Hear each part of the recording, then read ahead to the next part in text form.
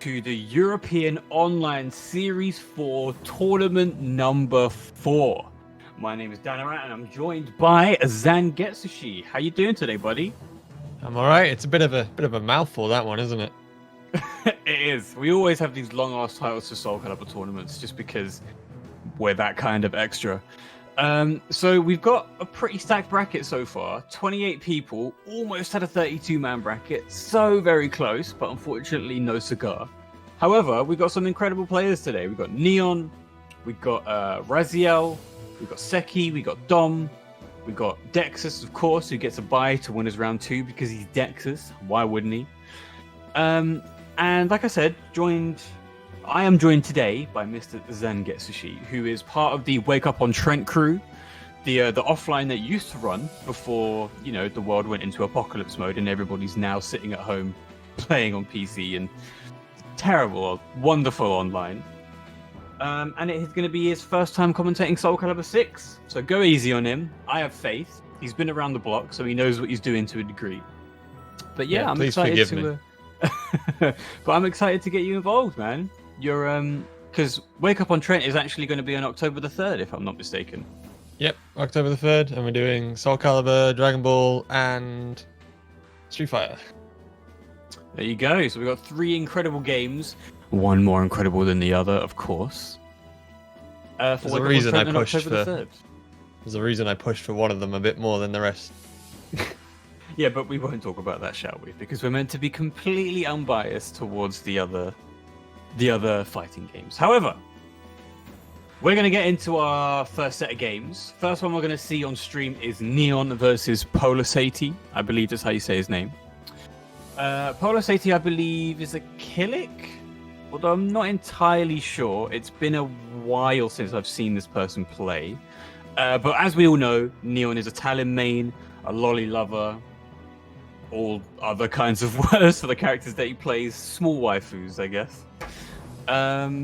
Since you're relatively new to the game, Ash, or Zan, whatever you want me to call you, Zangetsushi, what do you think about the 2 characters that I mentioned, Talim and Killick? Well, Killick is, in my opinion, I like the way he plays, but obviously he's seen to be quite bad in the community, which is a shame. But I think he still can hold his own. He's got the tools he needs. Just needs to have better tools. Talim is terrifying and scares me every day of my life. Which is ironic, right? Because she's the most innocent character of the entire Soulcalibur series, or one of the most innocent at least. And yet she's got them tools that just makes you want to cry. So we're about to get into our first game. Nashley is our host. Apparently he's going to be fighting first because he's not set himself 2 away yet. But once he does, it'll be Polasati versus Neon. One from Russia, one from England. Neon, of course, famous for being the director of Soulcalibur Without Borders. So, big shout out to that boy right there. Hosting a massive Soulcalibur tournament spanning across the globe, an international 8-man or 8-player rather regional invitational. So many words to say to describe that event, but it was incredible. What did we raise in the end? Oh, it was 5,500, I think it was. Insane. Yeah, it was crazy. Absolutely crazy. And obviously half of that money from the Maturino went to Doctors Without Borders. So there you go. A wonderful... this is what I told you. This is what I said before. I saw Neon in the Neon Discord in the lab with Setsuka. So I was like, maybe he's going to play Setsuka, and that's going to be great. Because I didn't really think he enjoyed characters like this. I thought he was very much a Talon main, but I'm excited to see him play some Setsuka. What do you think about this matchup? Because I know you've been playing a lot of Killick recently. You played Setsuka on release. I think Setsuka basically dominates this matchup. Setsuka, she's got incredible verticals, safe launchers, 2 safe launchers, plus she's got that I-14, tech crouching, launching, ring outing, wall combo extensioning move, which is just incredibly dangerous for a character like Killick. And plus she's got 4-4B plus K, which is an I-12 move, which can punish a lot of Killick stuff, and a lot of Killick stuff is coincidentally -12. Although I do feel that anything that can land is a bad matchup for Killick. Well, yeah, I'm just not convinced that Killick is that good of a character, especially when fighting against Setsuka, who can just pile on the offensive stances and the safe stuff. Also, even if Setsuka is unsafe, the only big thing that she can really be unsafe on is Umbrella, which is -22. Even Twister is -16. Now you see Neon just testing Polar's AD there, but he might get about to get completely punished, but luckily the range saved him. But yeah, I'm convinced Neon can take this convincingly, especially just the fact that Setsuka's an incredible character. He seems to be getting all of the just frames he needs as well. Not using any of the shortcuts or anything. Definitely put that practice in. Yeah. So if there's something that people need to know about Setsuka is that she's always been that execution barrier character. They did lower that ceiling somewhat in Soulcalibur 6 because, it's Soulcalibur 6 and the execution ceiling isn't really that high compared to other games like Soulcalibur 4, for example. But she still has optimal combos on just frames and locked behind execution. So to make the most out of a character like Setsuka, you really do want to try and hit as many just frames as possible. I think I saw Ramon yesterday on stream do a 3/4 life combo from so it was a counter hit combo into a 50-50, which then led into a wall combo, which led into almost you dead, which I find absolutely incredible. Neon just playing games. I like it. The BM is real. This early in the morning. Right, this early in the morning at 2 p.m. Love Yep. it. Oh, drops the combo. So if there is something that you, or an additional thing that people need to know about Setsuka is that she gets access to her 8-way run and full crouch moves quicker than the rest of the cast can with her 2-3-6 and 2-on-4 stances. Damn, no way! Did he actually just Korean backdash out of that into Umbrella? Okay, that was actually sick. Let's say hitting his own just frames. And also, don't forget, you can head over to our Maturino page. Link is in the chat right now, and you can use the code EOS44 to donate 50 cents for free. I think we've also got some sponsor quests that you can get done to add even more money for free to the pot. For free. For free. If you haven't put that code in, go and do it. Okay, Neon is just playing games now. Okay, doesn't go for the wall combo. Oh, was that intended? I'm not convinced it was, but it still managed to look incredibly cool. Okay, Neo's actually hitting AGB just frames as well. Looks like he has been putting in that execution work.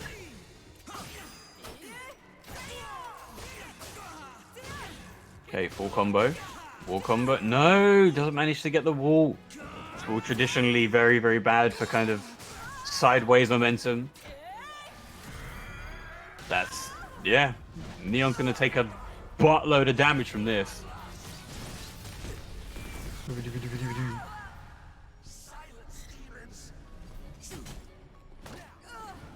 Oh, gets grabbed on step. Good call by Polo. I'm going to call him Polo from now on. That's way easier. Yeah, that works. Nice GI. Okay. Post GI lethal hit. Killick's post GI game is one of the best in the game.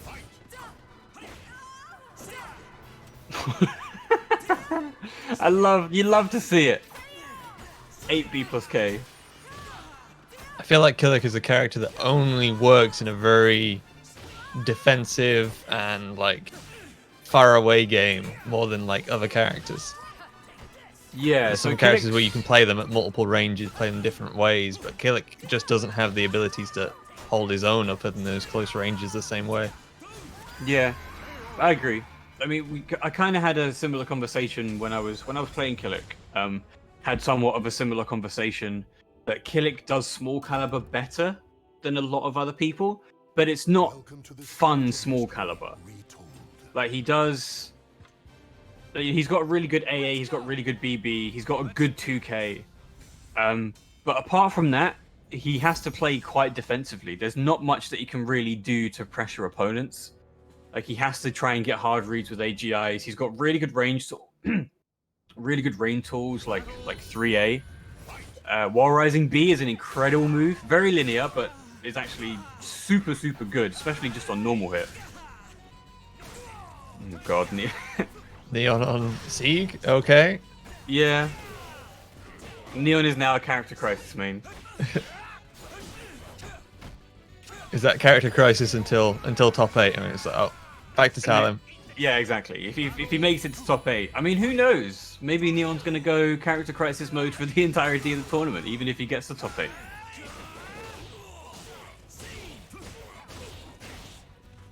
Okay, Polo goes for full combo. So this stage actually favors Killick just a little bit more, in my opinion. He's got pretty good ring out potential, especially if he's able to get Monument into a Shuradance, or back to the wall, get 1A hold. Oh, that's speaking true until of ring outs. And then you get flapjacked or any of the other assortment of Siegfried's ring out tools. I mean, I kind of didn't expect that to happen. Polo said he's got relatively good movement. I didn't expect him to kind of just stand there and get himself rung out. There we go. Catches him, and he's going to get CE stunned. Oh no, he's going to get caught teching. I think. I'm not entirely sure what happened there. But yeah, I wasn't sure if that was a combo or if he stood up and he got hit by it. I think he stood up and got hit by it. Yeah, it might have been a tech trap. I don't think I've ever seen that before from a Killick. Nice, there's Wall Rising B. Okay, Neon's gonna activate, trying to close this out without allowing Polo to get another game. God, massive damage. Oh, Polo trying to punish, but getting caught by Soul Charge extensions. That's not punishable with an I-20 CE. Oh! Catching him rolling on the ground, and there you go. Neon takes it 2 games to nada. He moves on in that winner's side. Unfortunately, Polo is our first person on stream who gets put into loser's bracket. But we do have 28 people in this tournament, so it will be a long day, but it's going to be a day filled with incredible games. Because next we have up is Sekirei versus Glorkazilla. I have no idea who that person is. I feel like I've seen that name before, but I'm not entirely sure who they are, what region they're from, what character they play. What about you, Ash? Do you think you take a guess about the characters that this person plays? I feel like they want to be a Lizardman main. Just by the name, but nope, I've never seen them. Don't know who they are. So maybe it's a sleeper agent in the bracket. Could be. Maybe they're going to try and roll up with a Cass. Unfortunately, not allowed. I mean, we didn't actually say that. I mean, do we know if mods are allowed? Mods are allowed in our rules. I'm going to assume not. I haven't checked them in a while. Pretty sure it says no mods, no Casses, only costumes. Yeah, only color modifications and minor additions, something to that effect. But I mean, what characters would you like to see in the future? Because people really want Lizardman or Eon, whichever character name you know them by. Then obviously you got the more obvious ones like Huang or Yunsung, Rock. A lot of people want. What about you? What kind of characters are you hoping will return to the series? I really actually want Algol. Just because I like his design a lot. From a purely visual standing point. Gonna have to have a talk about this. Ash. I think we need to show you how Algol was in Soulcalibur 5 and 4. Just show you that you are wrong in wanting that character back. Please no. Although I will agree that his aesthetic design was pretty dope. I just like the Hero King look, like the big, cool man on a big chair. Oh yeah, I get it. But now we have Aswell. Some would say the inferior version of Algol, but I would rather not have either. That's not actually going to happen. So what are you going to do, eh? I'm still waiting for the guest character of season 3 to be Negan from Walking Dead. Double collaboration. Negan and The Walking Dead are now canon in both the Tekken universe and the Soulcalibur universe. Imagine. I love the options that opens up for every other game. I was going to say, maybe we'll get another, I don't know, like another collaboration from a TV show or something. Maybe we'll get a Gundam. a shrunken Gundam, just so it fits in the arena. That'd be RX-78 would just be hanging out. I'm sure that fits lore-wise with the Soulcalibur story. Well, you know, we have 2B. Nothing to say that we couldn't get like Ball from Gundam or something to get in there. Petition to get Barbatos in Soulcalibur 6, please. Which version? The one with the big fat mace? Oh no, Barbatos Lupus Rex, obviously.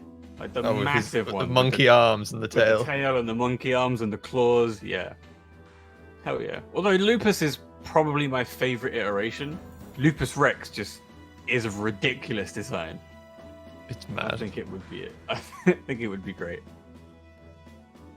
Alright, there we go. Barbie in. No. Please, somebody time out Phoenix Okami 2506. That'd be great. Thank you very much. Right, getting into it. Sekirei versus Glockozilla. Taking bets on who this person plays. I'm going to say Voldo. No, Haomaru. Okay, interesting.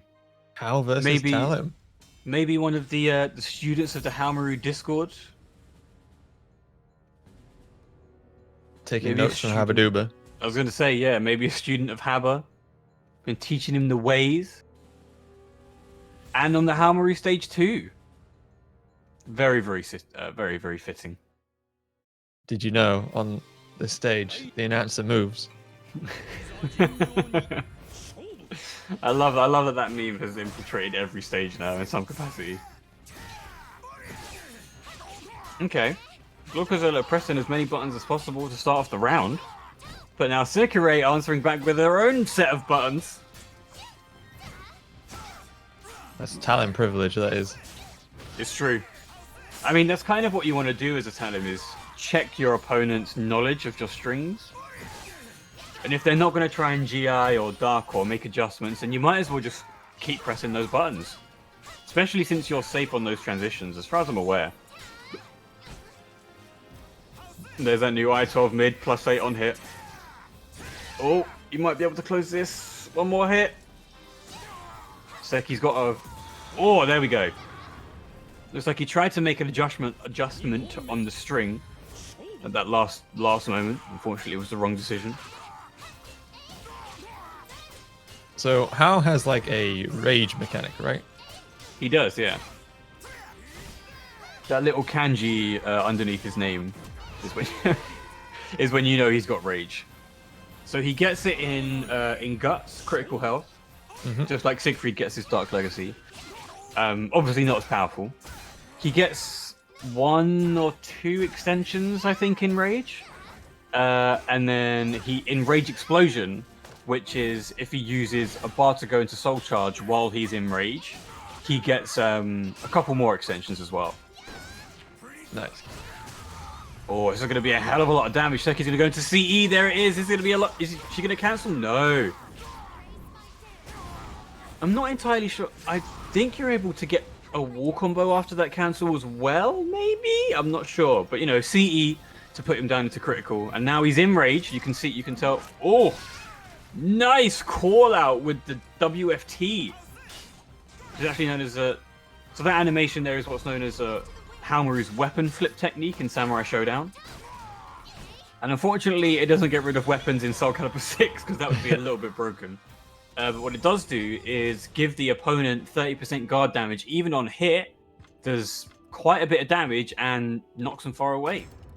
So, you know, pretty good tool for Haomaru. It is like -4 billion on block.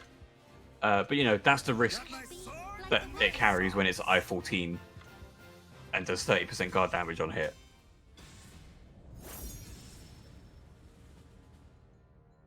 I assume it guard breaks as well if they're low enough. I think it does. It does guard crush on block. I mean, it would be insane if it actually guard crushed on hit. That would be ridiculous. But yeah, I think because it's counted as like a CE and all CEs guard crush, it does do that, yeah. But I'm not sure you even want to try and do that because the recovery will mean you might not be able to get some good follow-ups.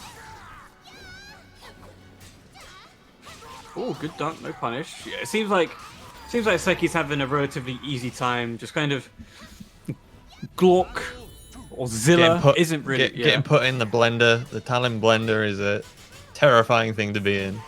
It really is. That wasn't a bad call by the Halmaru or by Glork or Zilla. You know, when a Talon has the knowledge that Seki does, while that move that she did is unsafe, when Soul A+B, if you're not confident your opponent knows what to do, then you can just keep mashing. So not a bad call for that deflect, especially for a newer Halmaru. So what do you think about the stage comparison that we've had? So we've had one with ring outs, and we actually saw Sekirei ring Glorkozilla out in the first game, but now there's none. Have you seen what Talon can do on the walls? So, yeah, Talon's got some nice ring out options as well, and also has a lot of good wall combo options. So it's not really like the option has changed much for her. Like with wind cannon and things, it's quite easy to just blast someone out into another world. Into another world, indeed. Into the drink on some of the stages. Nice, and there we go. 1k gets blocked but no punish into the 6k.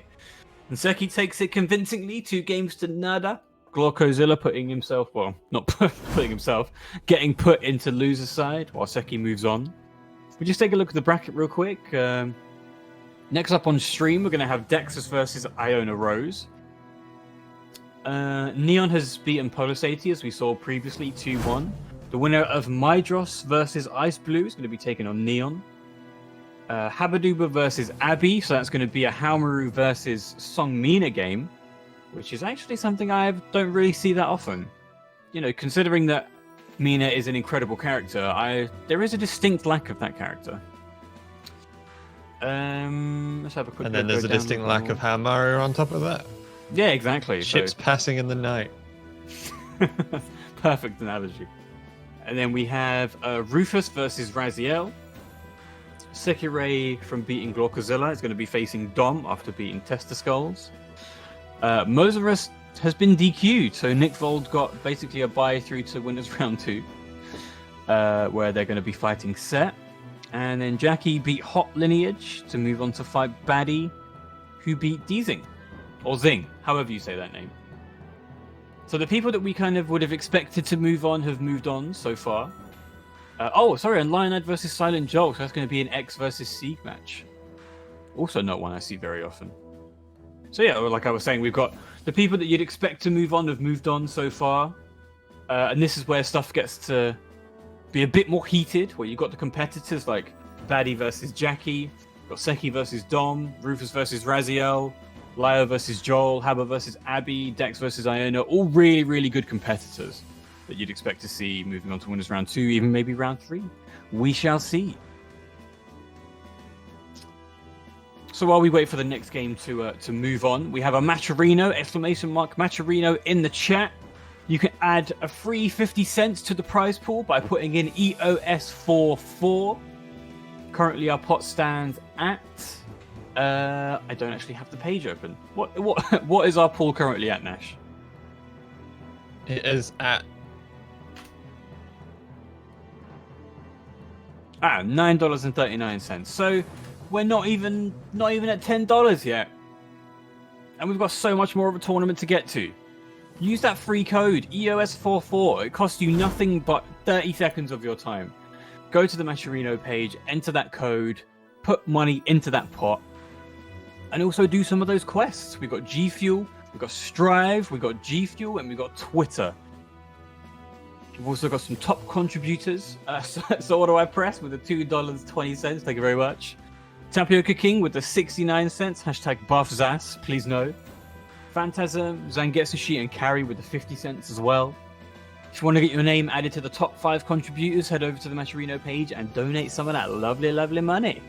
Find some of that change you've got down the back of your sofa, or just left on your desk from when you sat down and emptied your pockets. You know, you've got something there. I see you. There's a pound there on the side. You don't need that. Put that in the pot. He's looking into your windows. You can see that you've got that £2 stuck between your monitor and your speakers. You know, speaking, I actually do keep change in a little cup on my desk. Because, you know, at the end of like a 6-month period, I take all that change and I put it in a coin master. Because why not? It's yeah, great. my wallet is overflowing with coins because I just haven't used any of them for so long. Because, you know, it's better to be using contactless at the moment.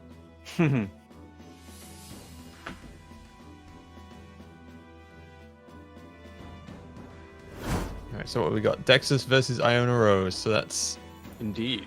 And we Siegfried. already know who Dexus plays. Ah. So yeah, Setsuka is a big favorite of Raphael players because of the execution barrier. I know that Silas has been having a go with Setsuka as well. But last time I saw him, he was on Raph, so maybe he's not entirely happy. I'm not sure. Here we go, another Setsuka. Happy to see more of her on screen. Dexus with his titular blue shell. We'll see if that comes yes. into play today. I mean, of course it will. Dark Legacy is inevitable. There's no way you're ever going to be able to avoid it. I mean, unless, you know, unless you're able to kill Siegfried from above guts, you're always going to see Dark Legacy.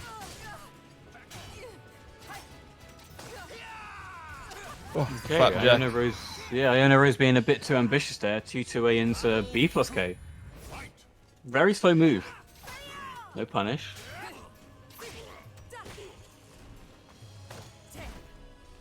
Tries to go for back grab. Oh, good step by Dex.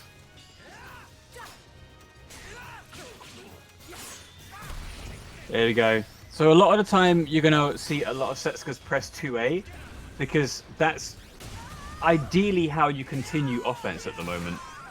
Oh god, that damage. I don't think I've ever seen that combo. No tech on the grab. Left with a sliver and loses his knees for it. Cheeky 2K, gotta love it.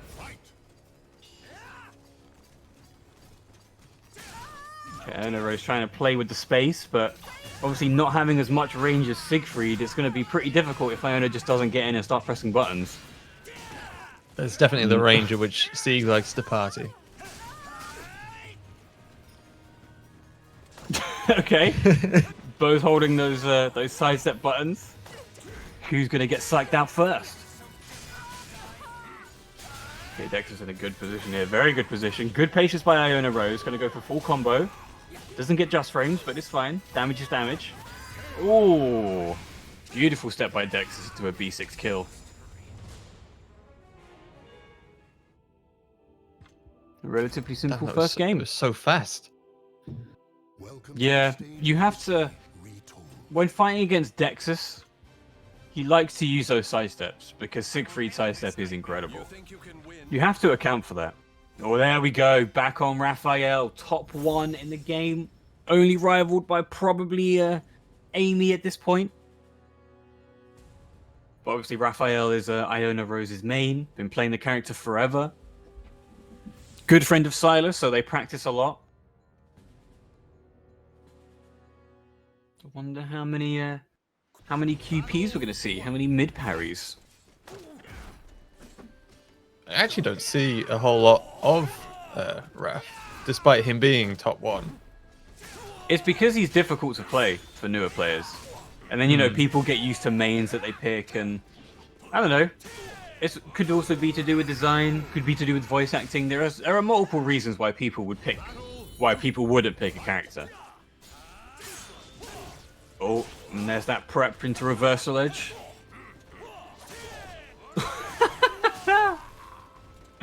Okay, love to see it. Good roll.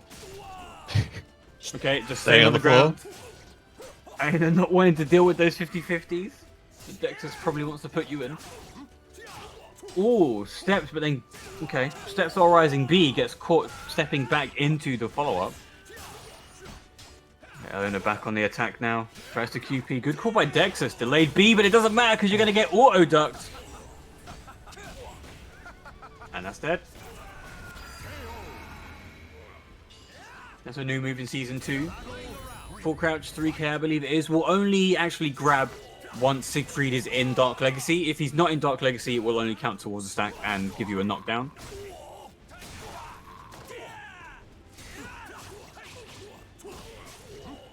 I do love Siegfried's ability to just be like, hey, get up. Yeah. Same with Nightmare. Flapjack has multiple uses. Nice. Dex is going for the 50-50s into the pickup. I'm not done making you guess yet. Get back up. Oh, Iona Rose doesn't finish the combo. He's going to pay dearly for that, especially now that Dexus is in Dark Legacy. You can't stay on the ground when Dexus or Siegfried is in DL. You just absolutely cannot do that. Oh. We've got a game crash or something. That's fine. Anyway. So yeah, Raphael, like you're saying, even though you don't see him a lot, I would say it's mostly because of the execution barrier and the fact that there's a lot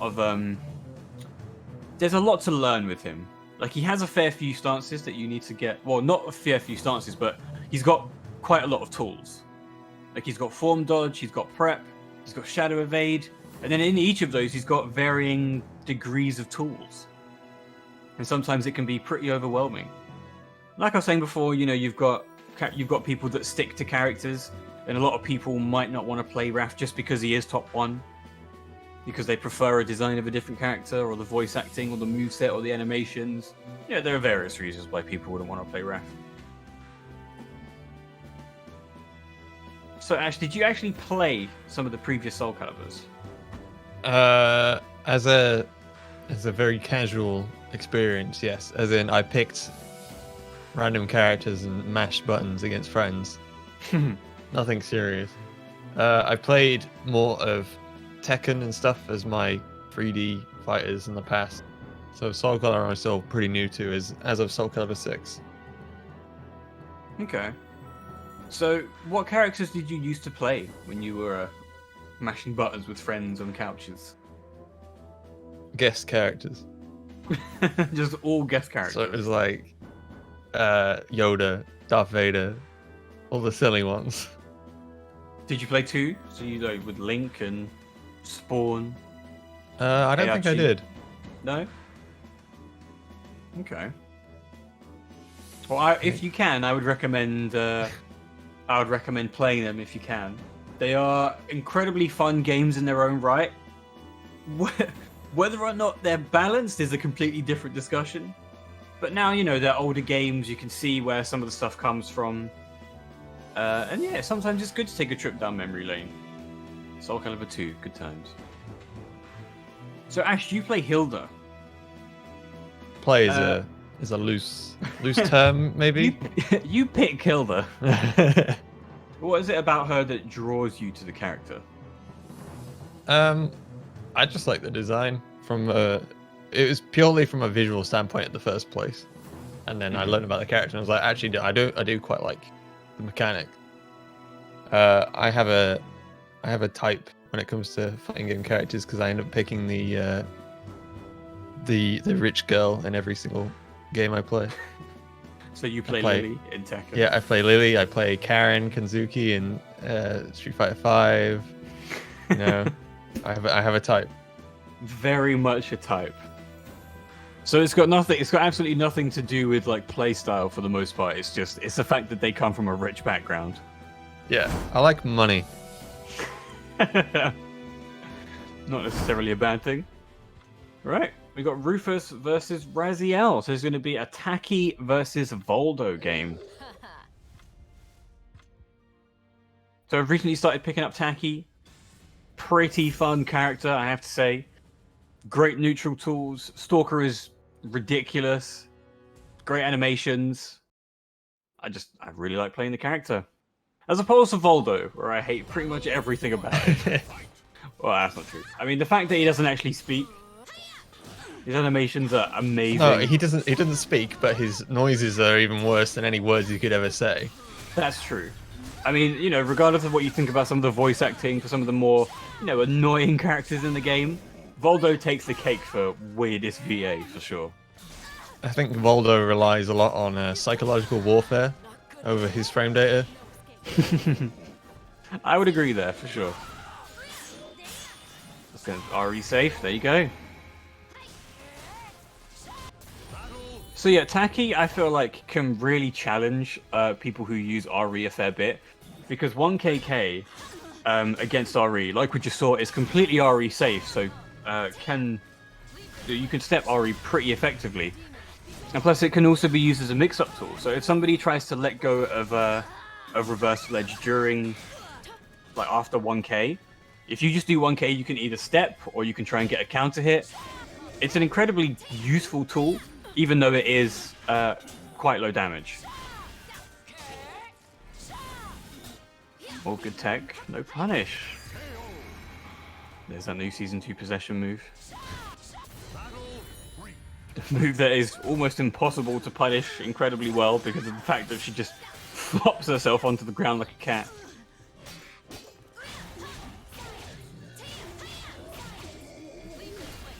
Rufus making the most of... Oh! Tries to step it, still gets caught.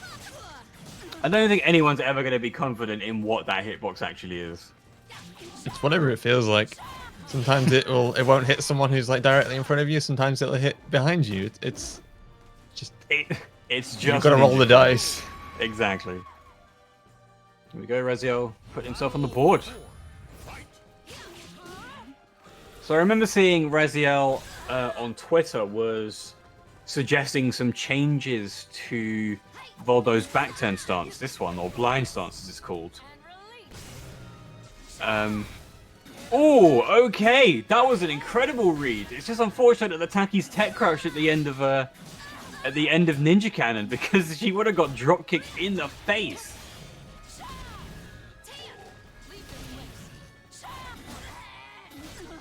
Looks like Rufus is getting a lot of work. I was going to say getting a lot of work out of 4BA and Ninja Cannon, but perfect timing on the CE. What's the frame data on that? I16 was it? Oh, what? Taki CE? Yeah. I'm not entirely sure. I think it might be a bit slower. But you also have to understand that it is unsafe on block, and you can RE it or GI it or RI it or whatever on reaction. It's only really a punish if you press it before a move comes out and then you phase through a move with your iframes.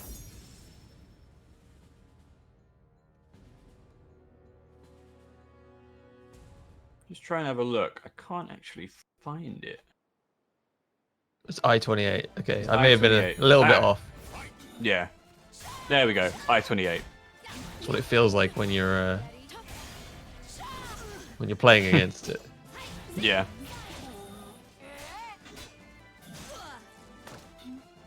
There we go. Raziel more on the effects now. Oh, no punish by Rufus, but resetting that neutral game. God, Voldo's horizontal mids are so good.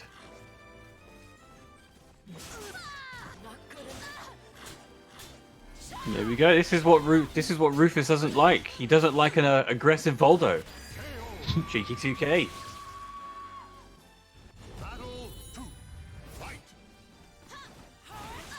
Oh, 668 plus B completely whiffs.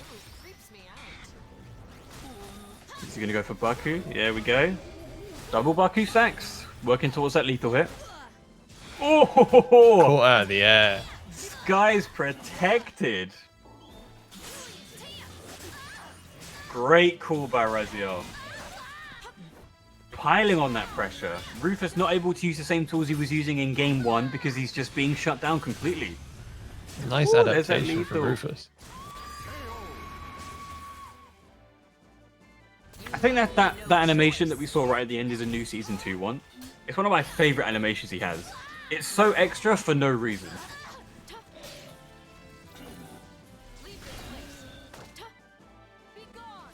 Good back grab. Buttload of damage.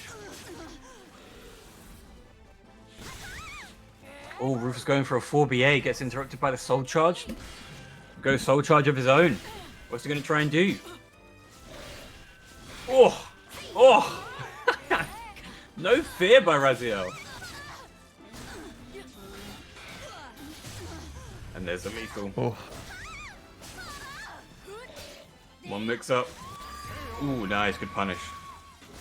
Can see Rufus went for a CE, gets interrupted because, you know, like we were saying, it's start up is hella long. Raziel taking the first game. The equalizer. Could we be seeing Rufus get put into losers Welcome to the stage after his first game on stream? So how much do you know about the competitors in this tournament at the moment? Some of them I've seen quite a lot. Some of them I've never seen before in my life. As is the way. Of course. New to the game, new to the commentary scene. So what is it about Soulcalibur in general that makes you want to get involved with it as a game? It's just fun to play. Like, I enjoy Tekken, but Tekken feels very, what's the word? Stiff, I guess. Mm-hmm. I come from, like, I'm mostly an anime fighter player.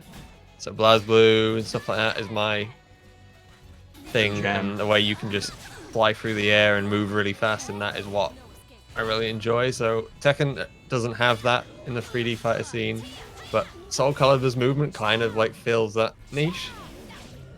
Yeah, I can see that. And I just I like mean, the so- characters and the customization and stuff as well. So because you're more of an anime fighter, you prefer the ability to move. Well, you have more freedom with your movement, like with air dashes and stuff like that, like with GG and BlazBlue. Yeah. Whereas in, you know, Street Fighter and Mortal Kombat, you don't really have those options. Sometimes specific characters will have better movement, but generally, standard movement in... Oh, no way! Is that untechable? I'm not sure it is. Maybe Rufus just wasn't aware of what you can do, and there's a lethal way to punish. Damn, okay. Completely forget what we were talking about. This just heated up. That unblockable looked like it was at least like taking 60 frames to come out, so there must have been something going on. Oh, great step into A6. That's going to be another round for Rufus. Yeah, it looked like it was I4. The unblockable looked like it was I400.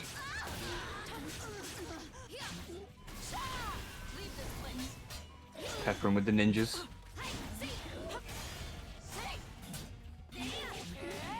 Dre minus 10 on block, so safe to most of the cast, but a good idea not to start mashing buttons after it in case you're confident your opponent doesn't know what to do. But there you go. Gets a lethal hit Step and the into ring out. A6.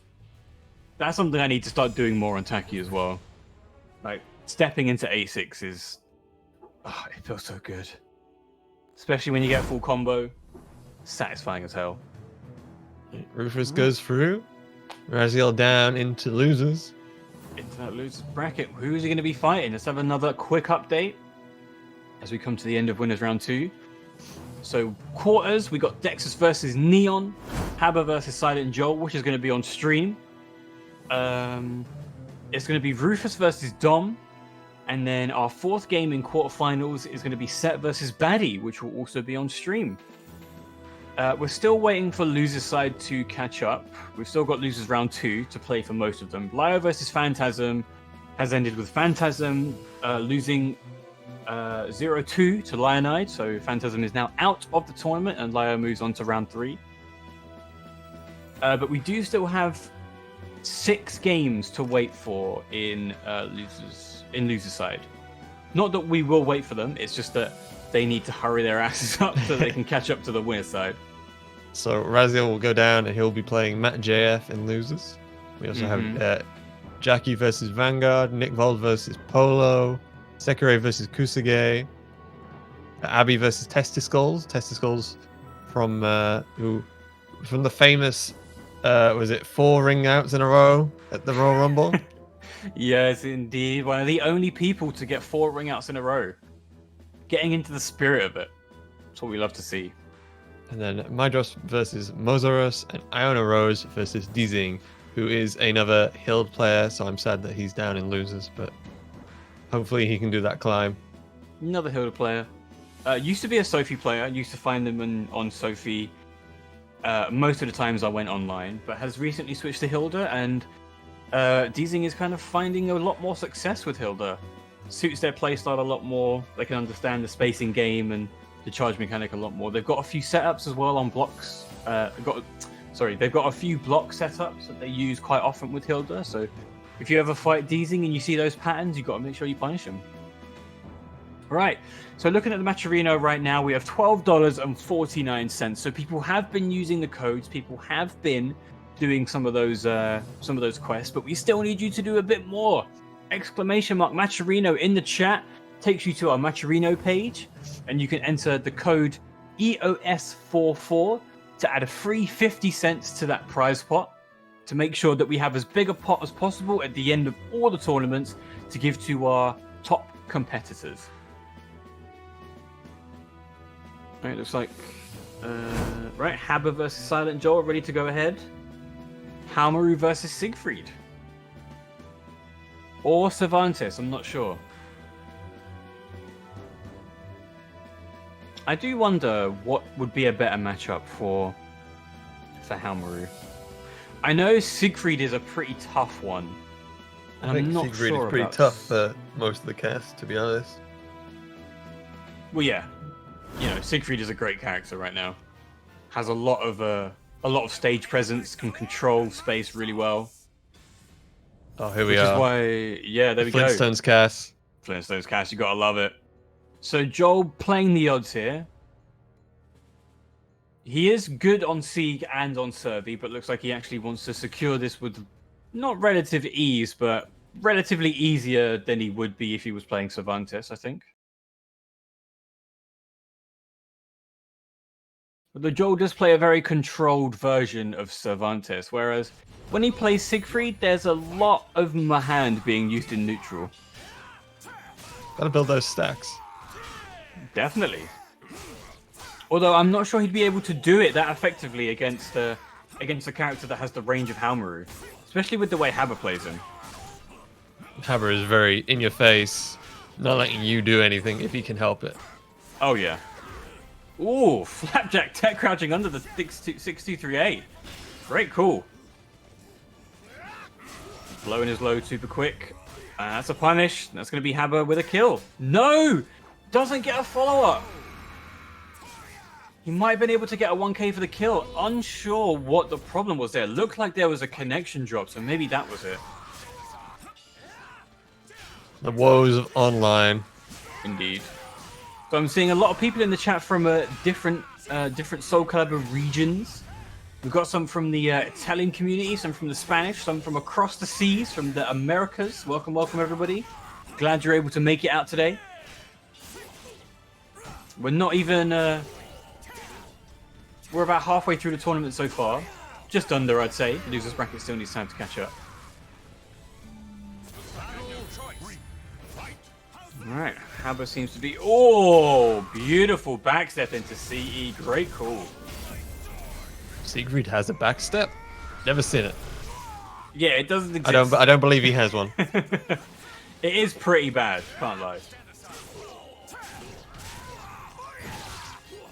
Oh, caught not holding guard on wake up, and there you go. You get hit for like 40%.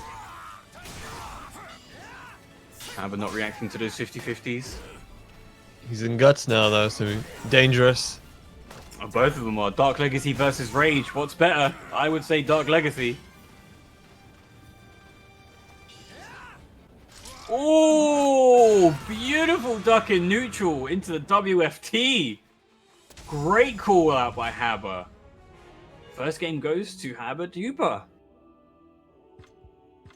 Damn, that was a sick duck. Now I think about it, I don't think I've ever seen Haber get caught by a grab. I've always seen him tech him. Every time. He does have a knack. He does have a knack for breaking grabs, it's true. But, you know, it makes it all the more satisfying when you do finally get a grab on him. Alright, we're on Yoshi Island.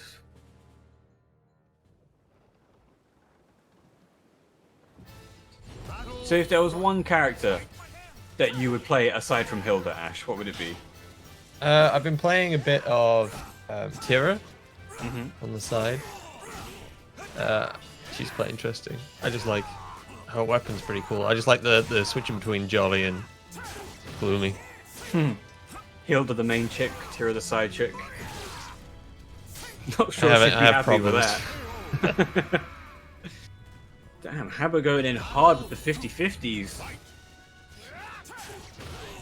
Nice. Good punish. Whoa. So that is the trick to Haomaru's 50-50s. You can just go full whack, you know, 2-2-AA, 2-2-AB. But sometimes you want to switch it up. You know, you want to try and condition. Good call. Try to go for roulette to avoid the reverse flip, but just get caught anyway. Punches Sieg right in the face. Not having any of that. And that's going to be a ring out. Habba 1 round away from putting Joel into that loser's side. With relative ease.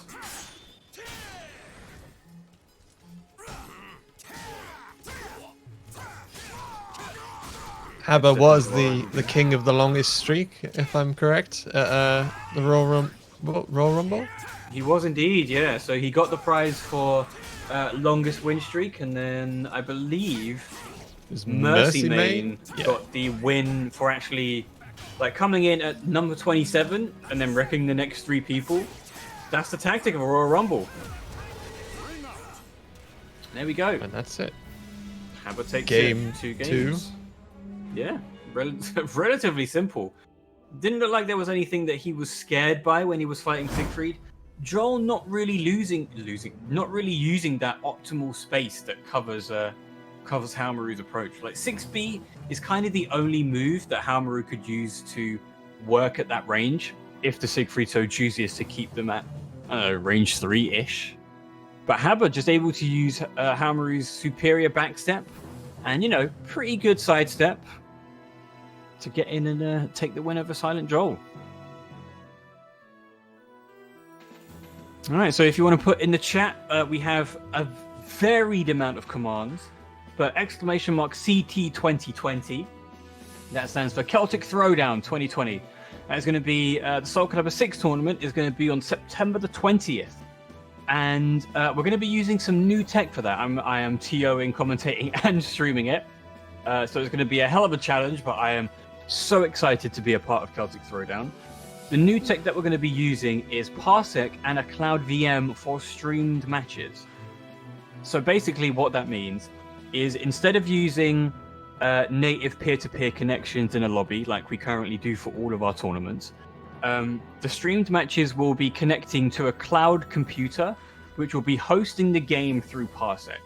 Now, people have been using this technology for Ultimate Marvel vs. Capcom 3, and that game has seen a complete resurgence in the online scene due to that technology. Plus, some of the folks over in America have been using it for Soulcalibur 6 with great results. I think there are a couple of people using it from East Coast to West Coast, and sometimes those connections can be a little bit dodgy, but using this tech, it has felt like offline from what I have heard. So I'm really excited to be able to be a part of a tournament that uses that technology, and also that is in partnership with Parsec and actively encourages the use of this stuff. So yeah, sign up to Celtic Throwdown 2020 for September the 20th for Soulcalibur 6 and be a part of the new generation of Soulcalibur technology. On the topic of Parsec, it's James Chen, good old famous James Chen, has been using it a lot to run his own pseudo arcade for Soulcalibur. If anybody's seen that on Twitch, where he's Really been basically using this same technology, having a VM and running Soulcalibur 6 and letting you queue up and play it as if it were an arcade machine. And that just goes to show, like, one, that it's been really popular. Like, it goes to show, like, people really want offline to come back, for one, definitely. And obviously people are open to new ideas and still want Soulcalibur to do well. Yeah, for sure. I mean, I think, has James Chen been doing it with other games? I've only really seen him do it with Soulcalibur so far. I've only seen him do it with Soulcalibur so far, but I think he is talking about doing it for something else as well. I think it was Dragon Ball, maybe? I can't remember. Oh yeah, Dragon Ball, also notorious for pretty bad netcode, so You know, big up to somebody like James Chen actually putting the spotlight on Soulcalibur 6 with this technology, because he could have done it with any other fighting game. But it is really showing that, like Ash was saying, people want offlines back, but also that there is a want and a need for people to play more Soulcalibur and to play it well and effectively online. Now, while we've been chatting about Parsec and new tech, Baddie's now 2 rounds up against Set. Oh, gets caught trying to CE. Set gonna put Baddie in the blender now. Oh, tries to roll out, but 6B just catching him with the 3 extension while grounded. 5 mood changes on round 3. Hopefully we Not get a great. couple more. Yeah, I think honestly you'd want to be completely encoder by now, especially with the new RNG being more in your favor since Season 2. But you know, being in Gloomy is still nothing to sniff at. The stance is great. Way more pressure, way more damage. I think Set's just not able to get his usual a million taunt cancels at the edge of stage with Taki. Yeah.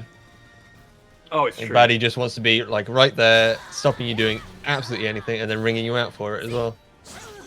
I mean, even if Baddie stays at range 5 or 6 and Set tries to taunt, Taki has her projectile, which can actually interrupt if the Tira just tries to go full out with the taunts. And then I think it used to be, I'm not sure, that Taki absolutely had to always follow her projectile, at least for one use. So like, you do 6A plus B, you couldn't cancel it, but you can now. So you can basically just pepper Tira from afar if they try and run away and taunt. While the projectile without Soul Charge is slow, if you're doing it just to check a Tira, it's still really good. Battle 1. Fight.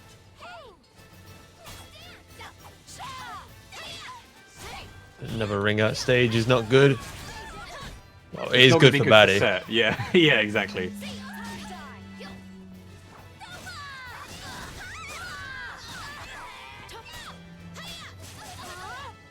Something I always say about Tira's 4K. I say Tira's 6K, sorry, or 4K. The headbutt. 4K. Yeah, I always say that it's got a Tekken hitbox because of the fact that she can hit people completely grounded with it in some situations. Needs buffing. Needs to be I-10. Please no more I-10s, please.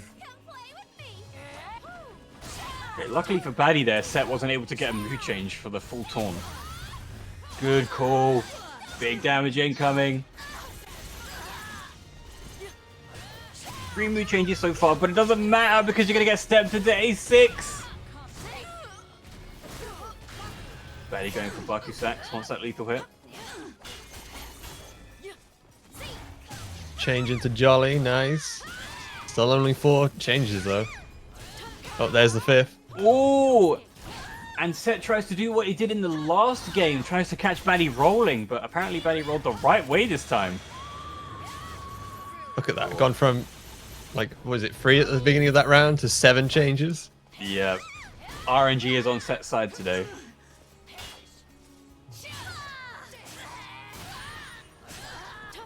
Baddie pressing at pretty much the wrong times. Nice. A6 lethal. Oh, Baddie not going for traditional combo, going for a different one this time. No break on the grab.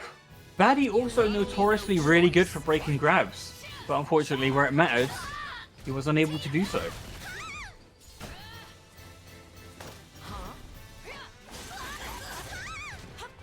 Yeah, Set seems to be running straight through Baddie in this one. Good call, there we go, unblockable. He actually tried to do it, no way. Oh, There we go. change it to There's Coda. Coda. And immediately change out of Coda. But still in Soul Charge, so gonna get extensions on moves. Trying to bait. Nice. 6 BB. And Set takes the second game. 1 round apiece. This is gonna be the decider. Welcome to the stage of history. Honestly, I couldn't tell you who's gonna take this. Both I was looking gonna say, what do you pretty think good of the in their own matchup? right. It looks, The I'd matchup- say it's probably quite even. Yeah, I think the matchup's quite even as well. Taki does have some incredible range on some of her moves. Like 4B has deceptive range considering how good it is. Like I-12, even though it's a vertical, great range, does chip damage, and can actually contest her at a close range. Okay, now we're not on a ring out stage, so I think that's where Batty really excels, is on ring out stages. He hunts for them. He knows where they are, he hunts for them, and like gets them 9 times out of 10. Yeah. I mean, Batty looking pretty overwhelmed at the moment.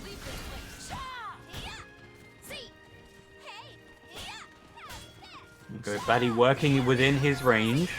He's going to go for Baku stacks. Yep. So it seems like with the addition of that new lethal hit with a 2B plus K in possession, having it locked and loaded, just ready at any time, is probably better than trying to go for while rising AA for the end of a combo to get the damage. So much damage from Set there. Oh, I was going to say that might have been the Galaxy Brain move that Batty needed to even up the rounds, but nope, Set was ready for it. That's going to be a kill. Yeah, there's your Tekken hitbox for you. Yeah, that's what I'm saying. That 4K. Oh, the retrack.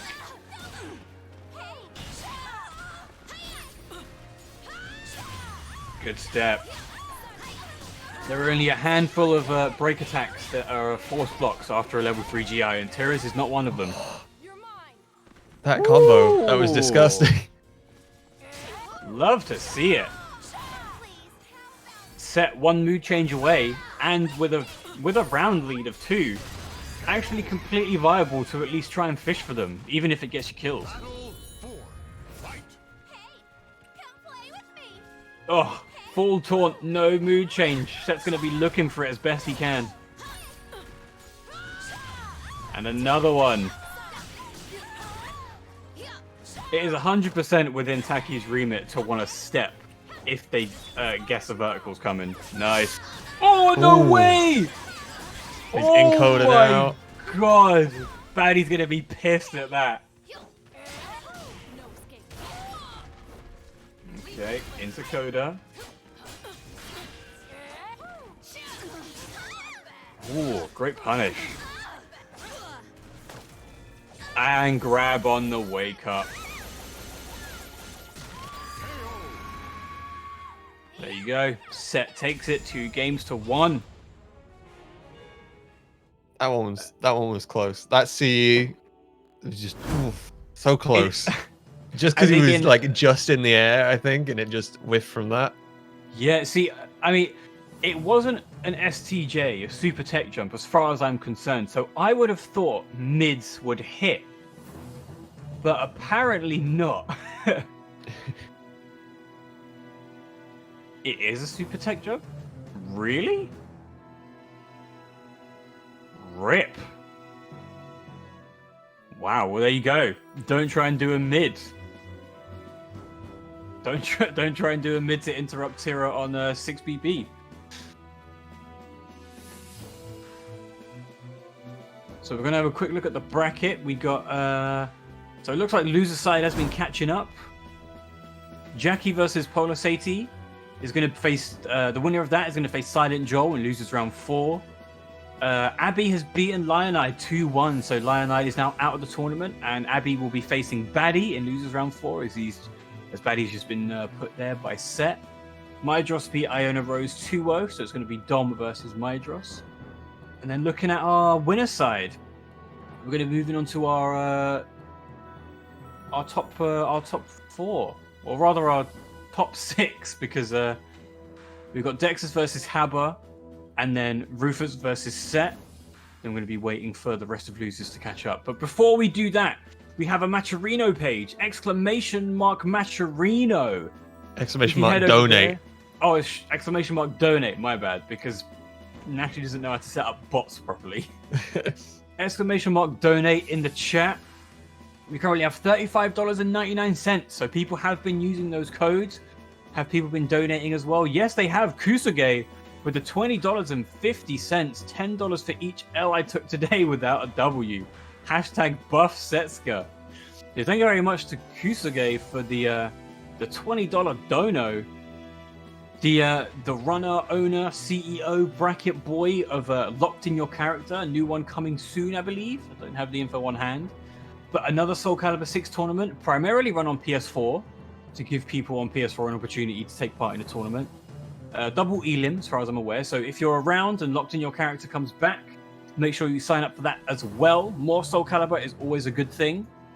And for Maturino, use that code EOS44 gives a free 50 cents to the prize pot.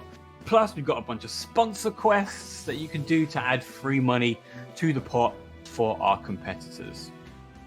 Yeah, Wicked Cuts Jerky giving us a lot of free money. Like, just follow them. 10 cents right there. Easy. Easy, literally the easiest thing in the world. We've got 1, 2, 3. So on G Fuel Energy Formula, we've got the retweets, right? That's 30, 50, 70, $1. If you retweet all of the ones for G Fuel at the bottom, that's $1 that you've just done by retweeting 4 people. The G Fuel one has a survey as well, which is going to be like 4 questions, and that's 40 cents. Done. Easy. 4 questions for 40 cents. Literally no reason not to. Right, but I think we're about to go on a break while we wait for Loser's Side to catch up. So we're going to be taking a 10-minute break. Don't go anywhere. Get some water, get some food, maybe have a quick power nap if you're feeling a bit tired, but come back in 10 minutes' time as we get to our top competitors.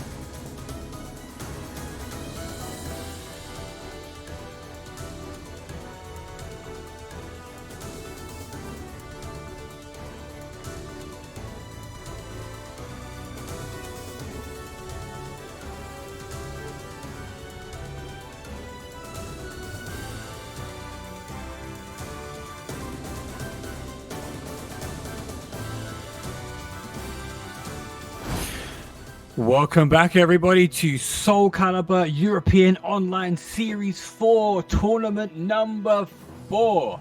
My name is Danurai, once again joined by Mr. Zangetsushi. How are you enjoying the tournament so far, buddy? It's going pretty well. We're having some pretty cool fights. Some killers are out there in the bracket today. They really are. I mean, Dexus, as expected, completely running through winner's side. And he's going to be facing Haba in semi-finals. It's going to be Rufus versus Set as well. Still waiting for Neon to finish fighting Raziel and Batty to finish fighting Abby. And the winner of Neon versus Raziel will fight Jackie. And the winner of Batty versus Abby will fight Mydros. So move on to our top 4 competitors. But first, before we do that, ! donate in the chat. If you head over to our Matcherino page, we currently have $37.09. If you use the free coupon code EOS44, you can add a free 50 cents to the prize pot for free, as well as using some of our survey quests and our retweet quests and our Strive quests and our Twitter quests and all of the other quests that you could possibly imagine to add free money to the prize pot to give to our competitors at the end of all of the tournaments. Right, we're about to get into this. So far, what has been your favorite fight to see, Ash? The Set versus Batty match was pretty cool. Very close, I think. Mm-hmm. And I really enjoy watching Habaduba. She's like a guilty pleasure. Hammer is fun to watch on Haomaru, for sure. I mean, he thinks... So I think a lot of people have polar opposite views on Haomaru. Haba thinks he might be top 5, and a lot of other normal people think that he's like bottom 5, bottom 10. From Haba's results, I can see why he thinks that. He does have good movement, he does have good 50-50s, he does have good damage, but I think he really lacks the like really dumb stuff that a lot of top tier characters have. But you know, personal opinions are personal opinions are personal opinions, and we should respect those. Haomaru is too honest for his own good. That's what it is. Exactly. Question mark. Right. We're about to get into this. Haba versus Dexus. Haomaru versus Siegfried. So we saw previously that Haba actually ran through Silent Joel 2-0 while he was on Siegfried. So it's not going to be impossible for Haba to take out Dexus. Oh, I see.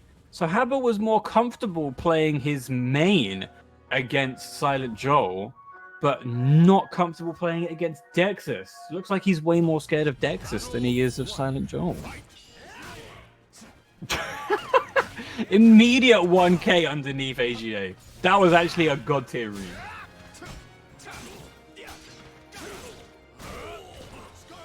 Nice, good call. Once again, we're seeing that superior Siegfried sidestep coming in handy immediately in the first game. Right, Dexus has got Dark Legacy now. He's in his most scary form. No lethal hit because he was busy pressing a button. Oh, step. That was the Dexter special. 6 AA block into 2-2A. There we go. Dark Legacy burst into the kill. They love to see it. Question mark, right?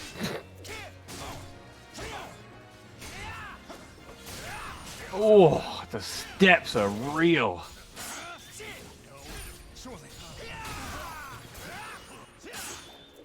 Oh, no punish. Gets the parry, but nada.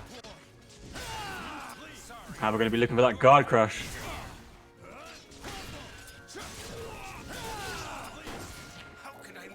Oh, is this going to be what he wants? He's not going to get a big combo for that. If he went for, you know, A+B lethal or A+B guard crush, he would have been able to got a much beefier lethal hit with Avenger A. Good spacing. Hamber's got 2 bars yet. Definitely going to have to pop that. Ooh. Has to engage anime mode. Oh, of course. Anime mode is what makes Grow grow. Oh god, Dexus, he's just pressing the buttons at the right time. Got the Haber's timing down completely. Dexus With seeing a grab. couple Oh. of pixels moving gets that reaction check right out of there. 4A sliced across the face. Welcome to the stage of history retold. So what do you think Haber's going to have to do to adapt to this? Because there's no way that I was about to say there's no way Haber is going to rely on Haomaru in a matchup that he completely dislikes. But, you know, he's more comfortable on this character, so who knows? Battle The power of Fred Flintstone will carry him through, I'm sure.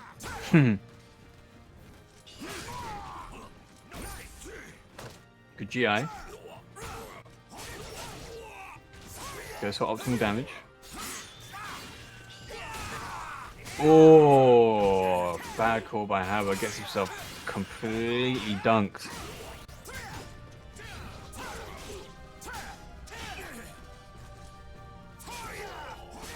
Nice! 3B in neutral. Not able to kill just yet. There we go. 5B.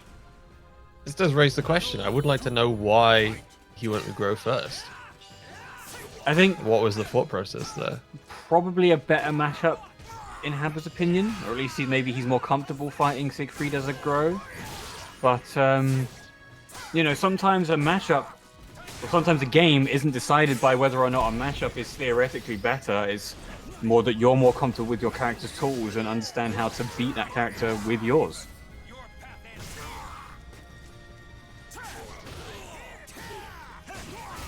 So you can Cheeky see 1K. Soul Charge.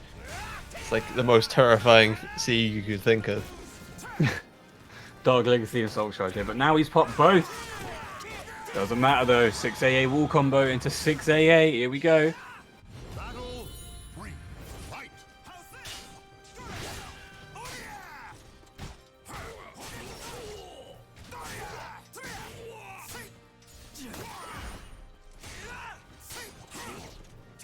Haber putting himself back in the line with the 2-2A. Reversal edge from Dex, and he's going to get it. Beefy damage. Guessed wrong on the rock, paper, scissors. Dex is actually trying to bait Haber there. Goes for 2-2-2 into A slide B.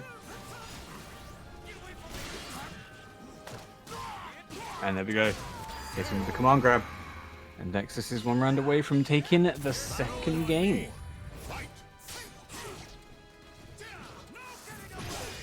Great punish.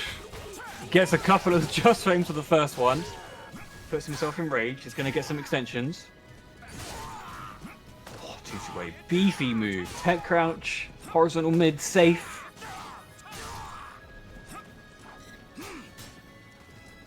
No punish in that whiff grab.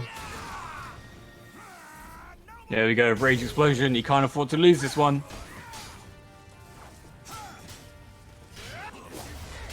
Nice.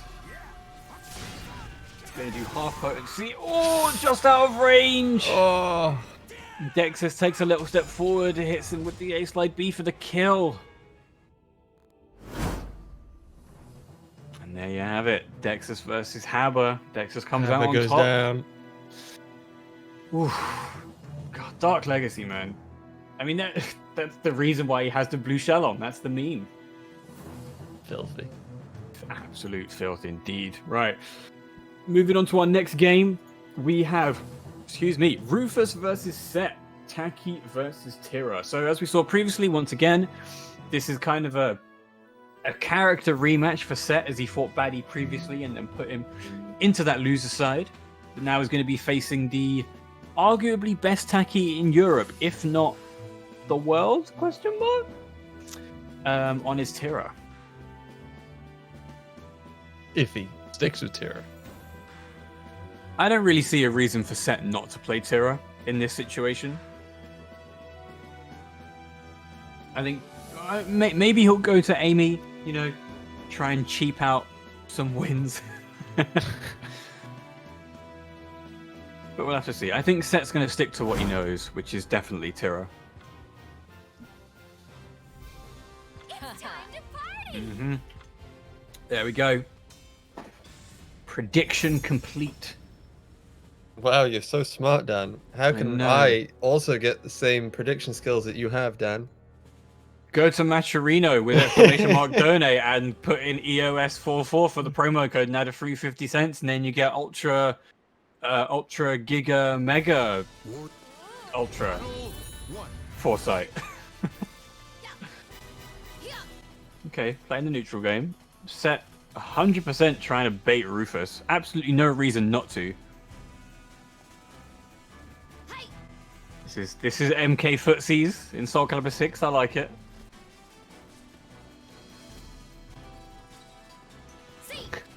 Okay. Interesting. I like it. It's mind games, psychological warfare. Set pressing the 2 and the 8, and then going for the taunt. Rufus trying to once again try and get in, but never mind. Baits him with the 2-2A into the combo. No, doesn't get it. Because he got headache. Oh, just manages to jump like over it, that there. That is what peak neutral looks like. Nice, good grab. It's looking a little bit choppy on our end, but you know, the spectator view is not indicative of what the players are experiencing. Damn, Rufus caught pressing buttons on counter hit. Bad idea.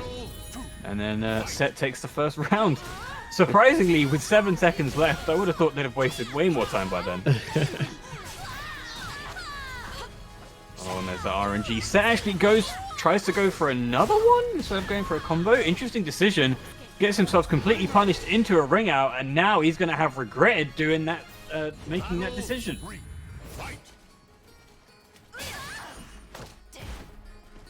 Okay. Trades. Rufus wants to get up first into an ace. Good punish. Rufus possibly thinking it was a high, because you will get a high for actually whiff punishing with a gunpowder plot, 6B+K. Nice, there's a new low. That low is disgusting. It really is. IMO, in my opinion, not that bad, honestly. Oh, okay. Right, yeah, Set went for an A, the neutral A, and then Rufus immediately just punishing with the double kick to the face. Beautiful call.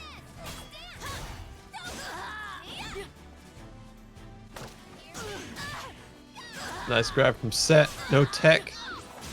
Hits him with the 2AB.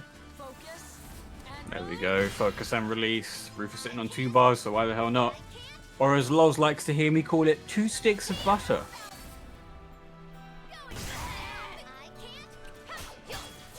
Set trying to bait. Only at 4 moods. And is about to... Oh, I was about to say is about to lose this, but he might be able to equalize. The 0 health comeback. I think all of those mood swings as well have come from being hit and not like taunt cancels or anything like that. Yeah, it's literally all been Rufus giving him those. Nice. Good use of Soul Charge.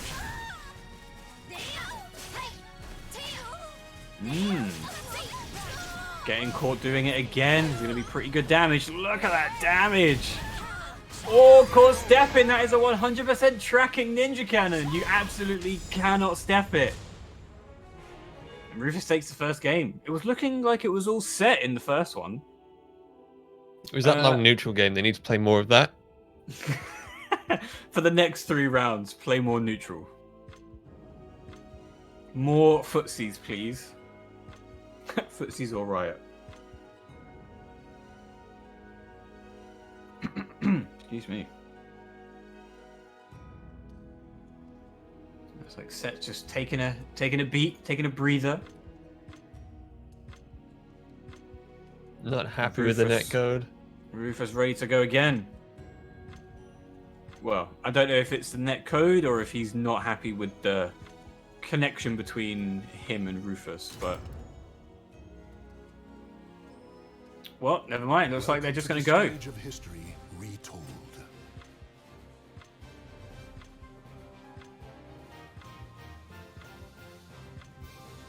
So I guess we're going to be waiting to... Okay, they're just going to go for it. true competitors until the end. Oh, Ash. Did you know that the walls on this stage, they move? What a revelation. I'm so glad to have been able to impart this wisdom to you. But as we get into this potential final game, depending on whether or not Set can equalize. Damn, Rufus, no fear, 4BA twice in a row.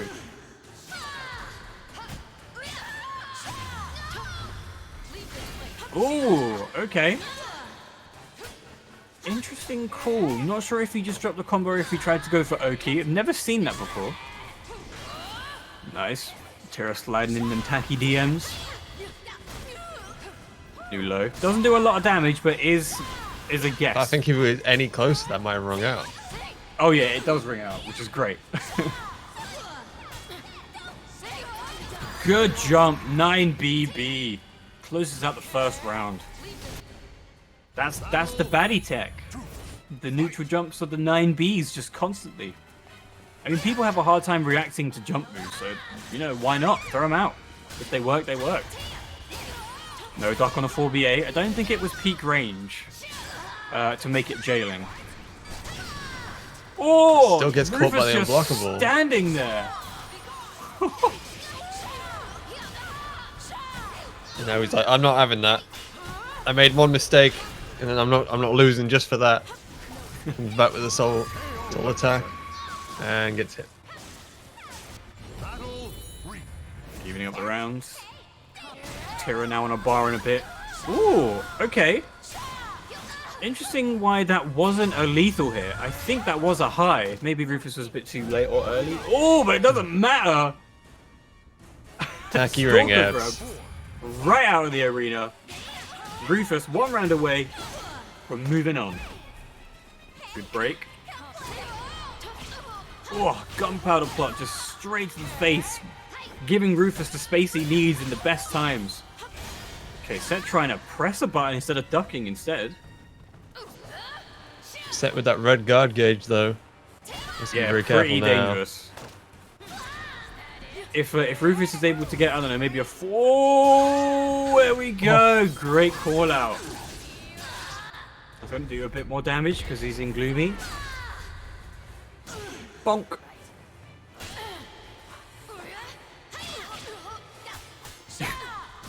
I mean, there we go.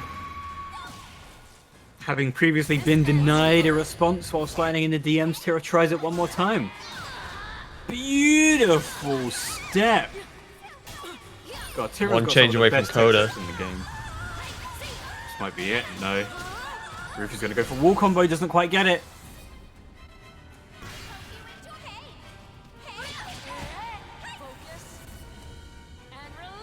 Good call by Rufus, keeping Set in the corner while popping Soul Charge as well. There's that guard break. Wall combos. Okay.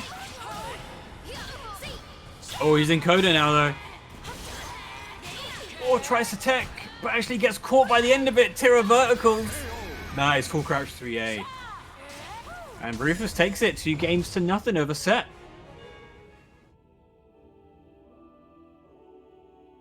Hopefully the connection wasn't the sole cause of that. I would hazard a guess that the answer to the question is no, it wasn't the connection. But Tira's verticals have always been a little bit funny. So sometimes, you know, you think you stepped, but something will just about clip you if she's got her ring blade angled just a bit slightly off. Sometimes it will catch you, even if it is vertical. It is a pretty big ring blade, to be fair. It is a strong one, definitely. Right, moving on to our next set of games. We're going to be seeing Dexus versus Rufus to decide who's going to move on to Grand Finals, get that guaranteed spot in the final game of the tournament.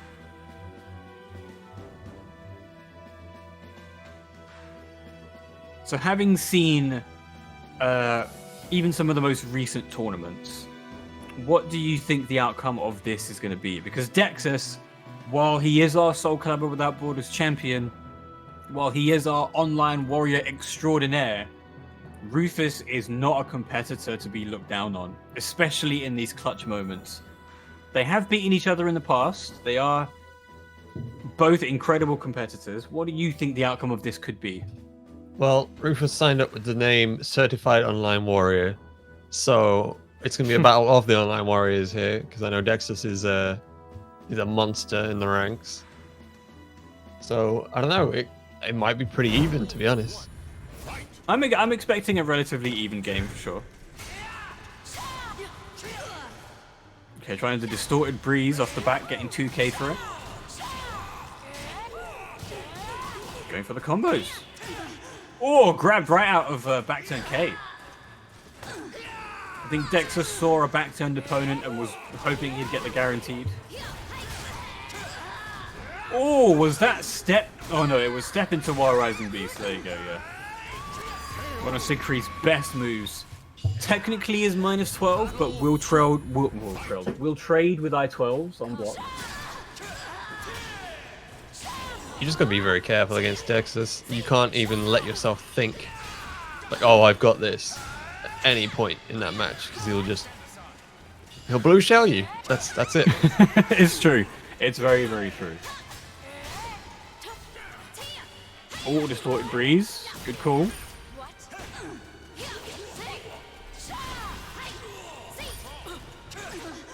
Man, the GIs coming from Dexus are really, really good.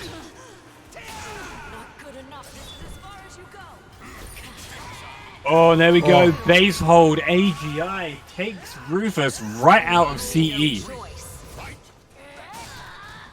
I see your butter. I take it. It's mine now. It is mine. My butter. Or I was going to be punished. Rufus getting a bit too overzealous. Oh, Rufus thought he got the punish. 4BA gets ducked. Dex is so close. And confident enough to actually guess into a crouch into Wild Rising K.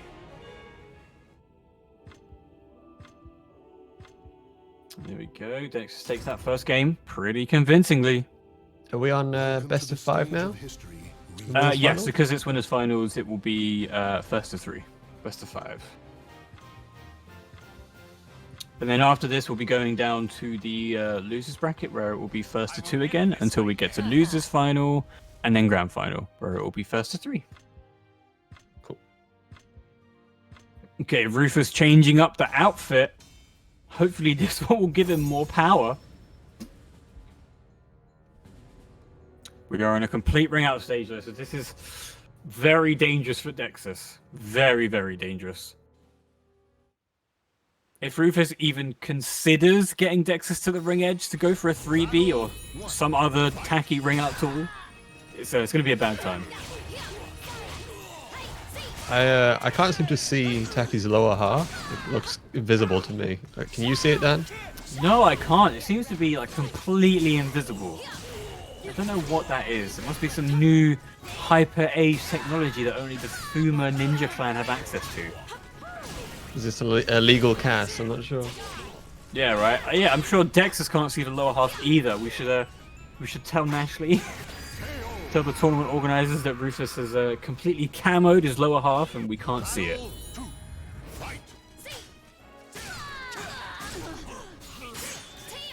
Good reversal edge. Advantage for Rufus in this one. There we go. Guard crush.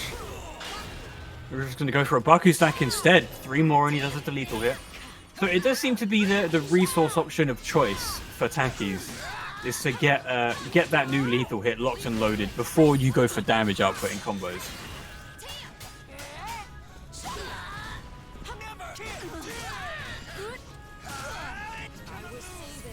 Soul Charge going to interrupt the bubble. I just realized what music we have playing on this stage. Yep. Unfortunately, one of the most annoying characters with one of the best themes in the game. Good step. perfect punish.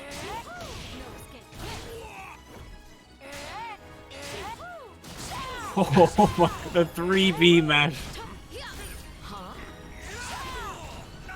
When in doubt, freebie it out. Oh, Rufus Oh, had like, nearly an arrow. Good call by Rufus, just running away from that ring edge. Full crouch 3AK. Dexter's not ready for the follow-up. Whoa, Well, that's going to grab be into hefty lethal hit. damage. Oh, he tried to roll. He tried to win roll right into it. Luckily, just able to take it with 6k. Then disco kicks. Oh, sorry, spinning bird kick, I think it's called, from Chun-Li. Something like that.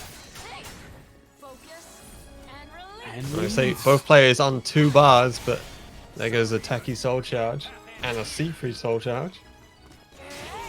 This is going to be really good for Rufus as well, because if he's able to get Dexus in optimal range, he can work that guard and get stuff like 4BB. Well, not anymore because he's out of Soul Charge, but if he gets a guard crush, depending on how close he is to the edge of the arena, he could get a ring out.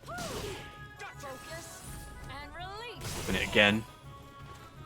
A very expensive round for Rufus if he doesn't win this one. Oh, that was so risky by Rufus. Probably wanted to try and bait Dexus as much as possible, but nope, no dice. Not dead just yet. Dexus still at red guard. Oh, such a bad call by Rufus! And the drop kick to finish it out. Oh, that could have been something special, but unfortunately Rufus just drops the combo and then, yeah, gets completely obliterated by dropkick. Cheeky, trying to go for 1A ring out. 3 soul charges in 2 rounds.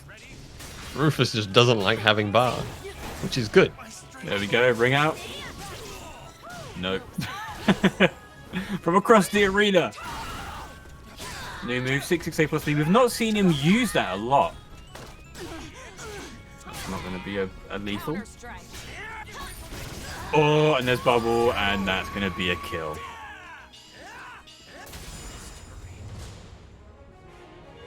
Dark Legacy once again bringing it home for Dexus. 2 games to nothing. Rufus is going to have to bring this back from an incredibly hard deficit. Welcome to the stage of history retold.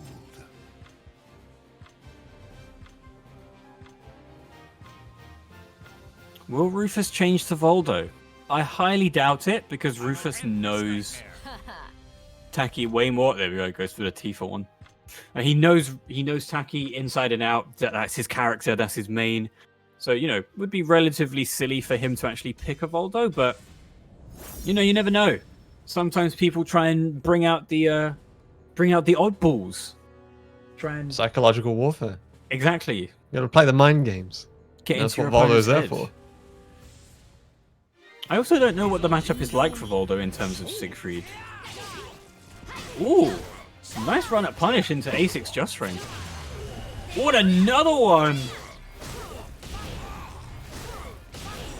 Goes for the Bakus.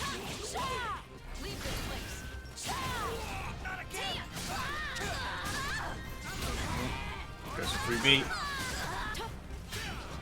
Broke Siegfried's blue shell, and he's gonna break you for it. I mean, I think I said this at some point before. If only Siegfried actually had a blue shell as part of his actual kit. Like an actual blue shell as part of his costume, and then if he broke it, he didn't get Dark Legacy. I think that would be amazing. It's dark. Guaranteed damage. Okay, Rufus adapting there. He knows that Dexus knows that you can GI that second hit, even on hit.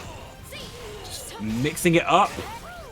Hitting him with the frame advantages. Dexus trying to mash on possession B. Bad call. Into the low. Gets soul charge for it instead. Although Rufus looking way strong right now. Oh, guess it's wrong on the 50-50.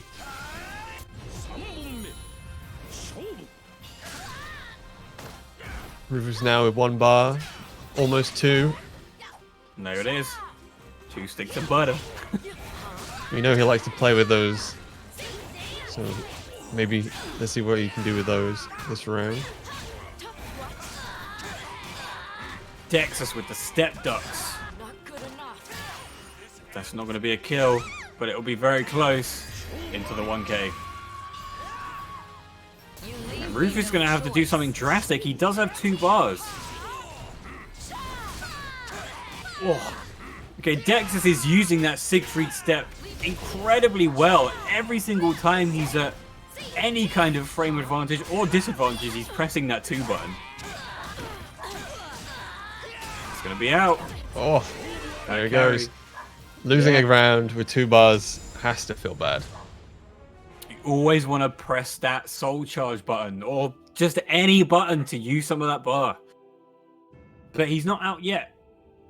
Rufus gets put into the elusive side where he will face somebody after we get through the rest of our competitors in loser side. So next up, we're going to have Jackie versus Raziel. That's going to be a Zhang Hua versus Voldo.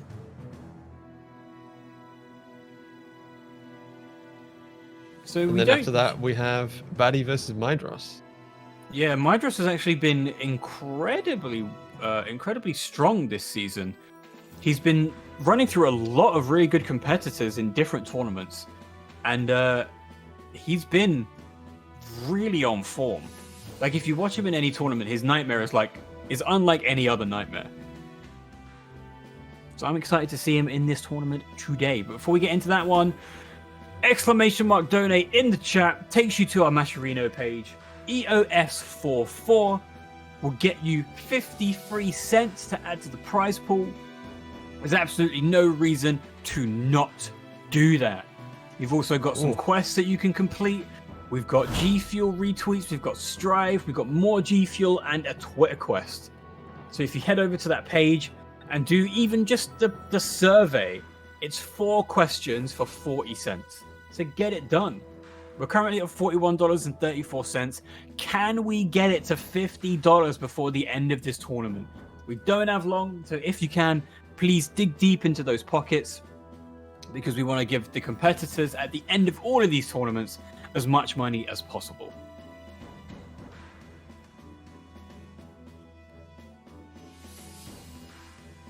So what are we thinking of the X character in general, Ash? Well, I played a fair bit of Lionide at this point. Mm-hmm. And you know, it's a painful experience, like most characters in the game. Battle 1. Fight. X can be very scary. I do like her though, like from a character design aspect, and like her moves are, what's the word I'd use? Interesting. I like the way she was one of the first characters I picked up when I was trying to play the game. Mm-hmm. I do like the way she feels and plays, but in the end, not for me. Not for you. One less X player is a triumph and a victory, in my opinion. I mean, she is one of the more safe characters. She's got 2 safe launchers. One of them is a horizontal. Don't at me, it's a Hori. And generally, she just doesn't overextend in terms of her animations or her frames for her entire kit.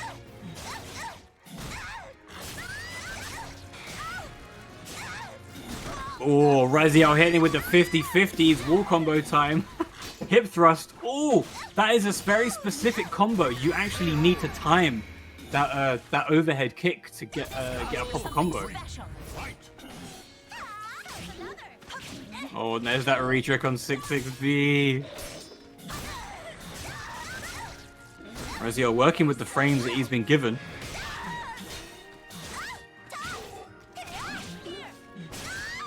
Good duck. No punish. Jackie. Oh, super tech crouches through the mid. That is something you absolutely hate to see. Super tech crouches are just so disgusting in this game. I was about to say, Jackie with 2 bars needs to use some of it. Yeah, this is definitely a kill. Nice CE. Oh, never mind. Never mind. There we go. 6K finishes it off. Battle 4. Fight. Last thing you want is a magic pixel comeback. Of course. Jackie trying to press in between. Raziel with the combos.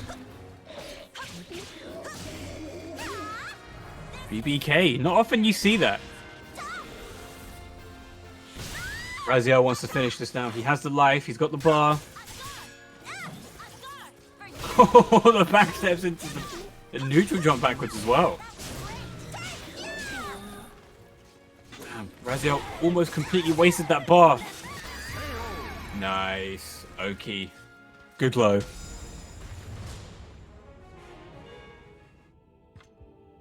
You gotta breakdance harder to beat Valdo. Welcome to the stage of As much as it's a Soulcalibur match, it's like a street dancing match as well.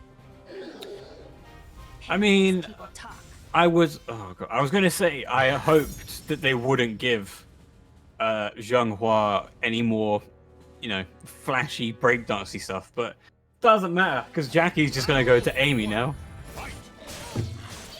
Oh, no fear from Raziel, straight out the gate. Clapping her. Interesting.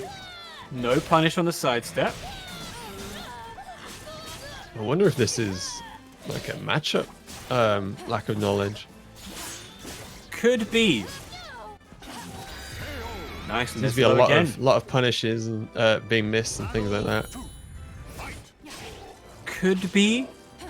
I mean, it could be a plethora of things. It could be the connection. It could be matchup unfamiliarity.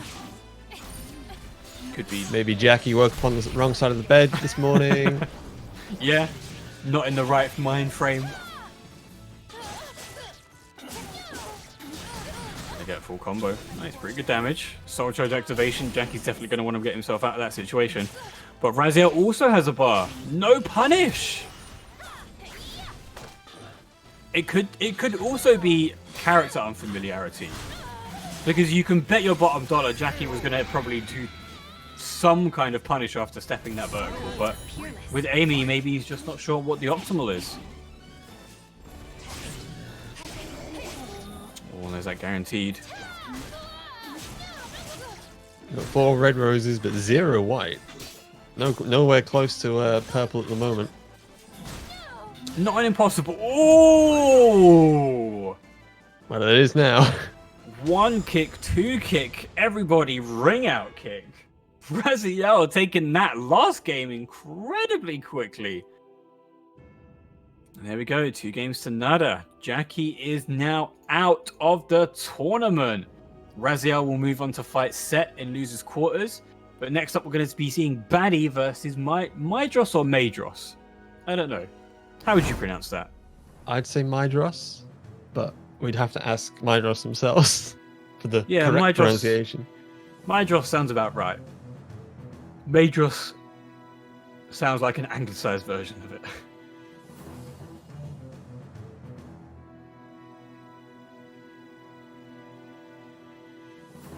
So what's this? Taki versus Nightmare? Yes, it'll be Taki versus Nightmare. No, Taki versus... What am I saying? Mydros is an Ivy. I was thinking that earlier, but I was going to defer to your knowledge. So, yeah, for some reason, I'm getting Mydros and Ventress mixed up, and I don't know why. Yeah, Mydros is an Ivy, and Ventress is the Nightmare. That is completely my bad. So yeah, Taki versus Ivy. Not entirely sure that Taki does well in this. I mean, if you're able to get in, you can probably win as a Taki. But it's a matter of, can you get in against Ivy when Ivy can just hit you from across the ring? Across the screen, yeah. Okay. Mydros in the chat himself saying Mydros doesn't do well versus Taki. I mean, yeah, like I was saying, matchup-wise, it could be difficult for Taki, but if the player who's playing the character who has the better ratio for the matchup doesn't understand the matchup or just isn't confident enough, then the matchup charts go completely out the window. And it's all down to player skill, reaction, reads. You can get to that point where you're not even playing the character, you're playing the person. Like Baddie's Taki is a very specific version of Taki. So if you don't do well against that, then Baddie plays a very condensed Taki. I think is the diplomatic way of saying it. But I mean, it works. 3B is an amazing move. I-16 tech crouching launcher that can ring out from pretty far if you go for Stalker A plus G. Like, why wouldn't you use it? It's also really hard to punish because it is punishable on block for both 3B and 3B hold into Stalker. But it's also kind of a mind game. So, yeah. So while we're waiting on these competitors, who would you rather fight? Ivy or Taki, Ash? Taki any day. Taki, yeah?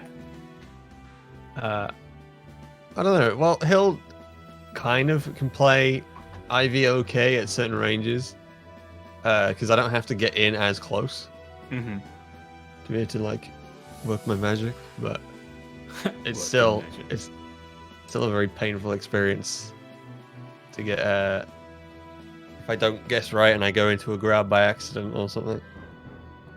Yeah, I can understand that. Ivy is one of those characters where you just very easily get frustrated. Very, very easily. I'm just waiting on Mydros to jump in the lobby. Hopefully, I mean they are around. They're in the chat. There he is. Baddie versus Mydros. Taki versus Ivy. This is a lore battle as well. If you know anything about Soulcalibur stories from games past, these two are bitter rivals.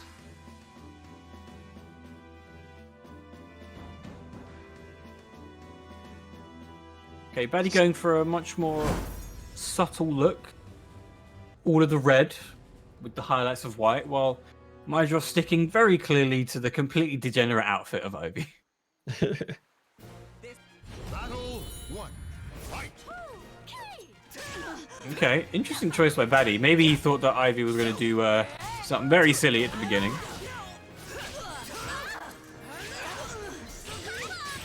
Yeah, Baddie's going to have his work cut out for him. Especially on a stage without ring outs as well. Oh, no way! That was a sick read. I don't know if that was intentional or not, but wow. Just wow.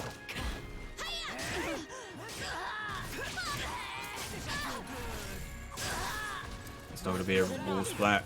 Oh, Mydros goes for Oki options. Baddie takes it. Very close first round. Very, very close. It looked like it was coming up all Mydros in that first one. Great call with the AGI. Gonna go for the Baku stacks once again. Looks like the best option. Oh, standing frames. 2-2 just catches.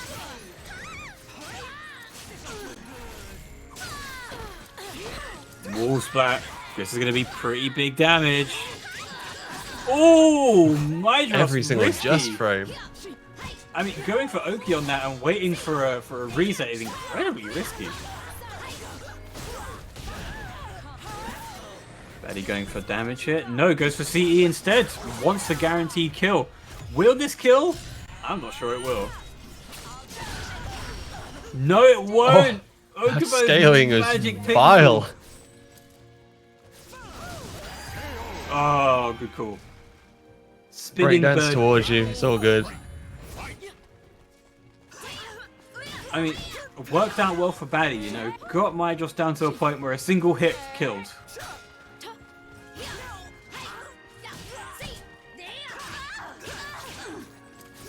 Nice, Mydros playing much better neutral. I say that as he gets completely chased down by Baddie. Good call out with the soul attack, and that's going to be dead. All of that damage goes down with close 2 range. bars. Yeah, once again, you got to pop that soul charge. It's the quickest thing you can use with bar, unless you're like Yoshi or Gero. You got to use that soul charge, especially to get out of situations like that. Let's do this. Straight back into it. We've got a much. Oh, I was going to say, do we have a much bigger stage? But no. Like, it's very long, but not very wide. And it's got no walls. It does have walls. It's got the half walls. No. So the ships count as walls. Oh yeah. So Sorry. the ship on one side and then the gate on the other. So it's very long, which is good for Ivy, but it's also like if Taki is able to just 3B to her heart's content, it's very, very dangerous.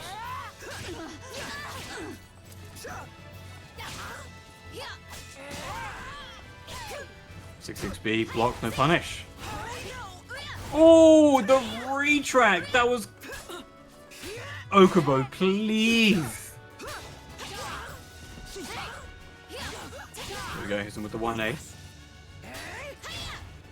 Yeah. Baddie, of course, just waiting to block punish that. Absolutely no reason for him to not just stand block that. I mean, apart from the fact that getting back grabs, but you know, you just back tech. Just tech it, bro. It's easy. Just block it. Easy, bruh.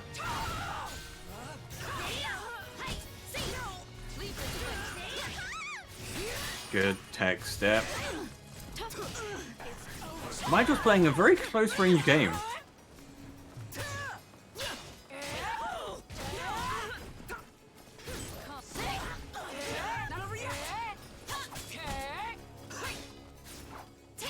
Oh, goes to CS, then goes to CE, but completely gets outsmarted by Baddie. Step into A6. Baddie one game away. Or one round away, sorry.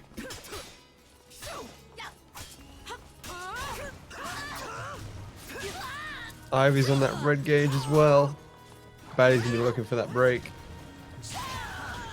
You would think so, but it doesn't seem to be doing a lot of guard break things. Just going pretty much for damage. Good step. Going for the Baku. Who needs guard breaks when you can just lethal hit anyway? Exactly. There we go. There's the guard crush. That's going to be dead if he can get it. There we go. 3B just about reaches.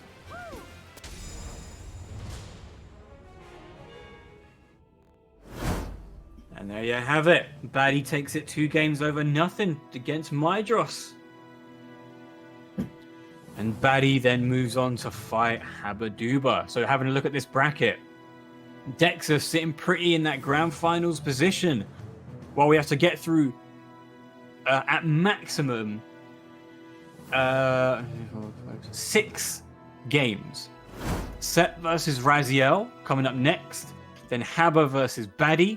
And the winner of both of those games will move on to the losers final. You know what we need? What? We need someone to put a bounty on Dexus again. It worked last time. I'm not doing it. You have to sorry, do I it. think I might have got ahead of myself. Oh, I did get ahead of myself. Sorry, I completely forgot that we still had losers final. For some reason, my yeah, there we go. I've now formatted the bracket page to actually show me the full thing. So, right, Set versus Raziel, and then Haba versus Baddie. The winner of each of those is going to move on to losers semis, where they will fight each other, and then the winner of that will face Rufus. And then if Rufus manages to beat that person, he will then have to fight Dexus once again in a reset in order to bring it back. So in these next set of games, who, from watching the tournament so far, who do you think is likely to come out on top? Dexus is strong as always.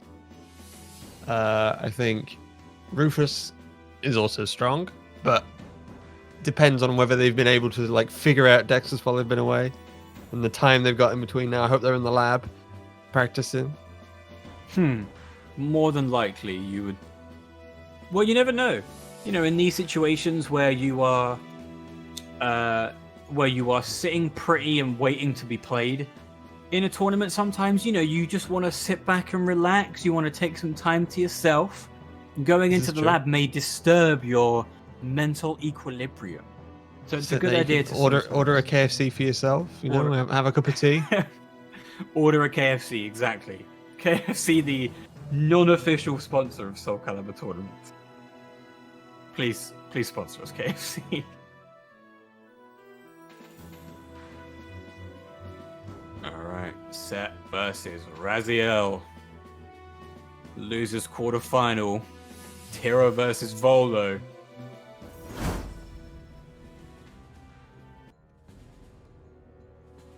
Alright, on the Hammery stage. Love to see it. IMO, the best stage with the best announcer. Best aesthetics, best music, best everything.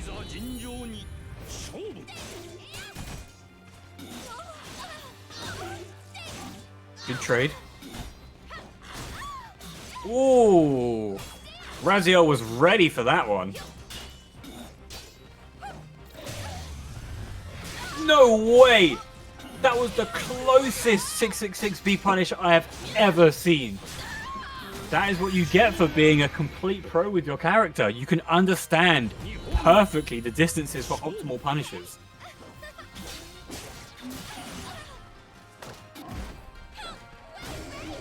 Oh. Raziel probably trying to step there, getting caught by the buffer. Set sitting on 2 mood changes. Not the worst in round 2. And again! Raziel's whiff punishment game is top notch. Nice lethal hit from Set though. And Raziel responds with a lethal hit of his own. Head towards in Mantis. Pretty risky. Nice.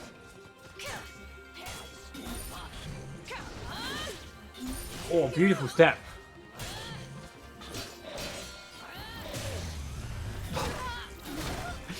There is no way. There is no way this man isn't on some kind of like extra strength Colombian coffee. Those punishes for lethals are the most consistent I've seen Evoldo do in a long time. And that reset. Nice, good 2A. Looks like Set was caught pressing buttons or not holding guard on Wake Up, and Raziel takes that first game. Welcome to the stage of history retold. Colombian something indeed. Yeah, Colombian coffee, exactly. Pain makes people talk. Colombian Coca-Cola. Yeah. Well, that was Mexican Coca-Cola, wasn't it? As well. I think. Or maybe it was just Colombian Coca-Cola. I'm not sure. One, fight. History of Runs. Coca-Cola. Raziel comes in, just sprints full speed right into Amy's face. You're mine. Only Voldo would consider doing that. Oh, knocked right out the air. Sky's protected once again.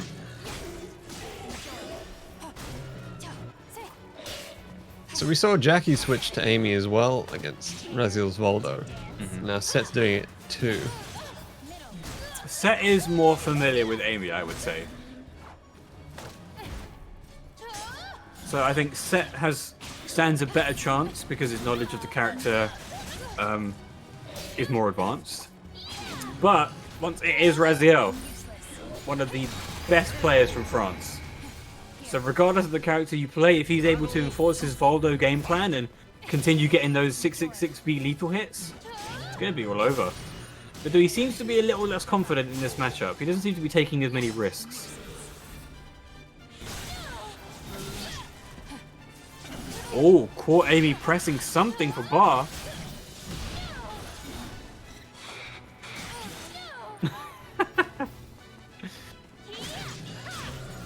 Trying to interrupt. Big damage.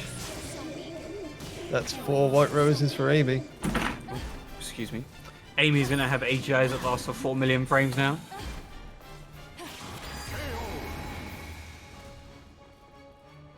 Battle 3, fight.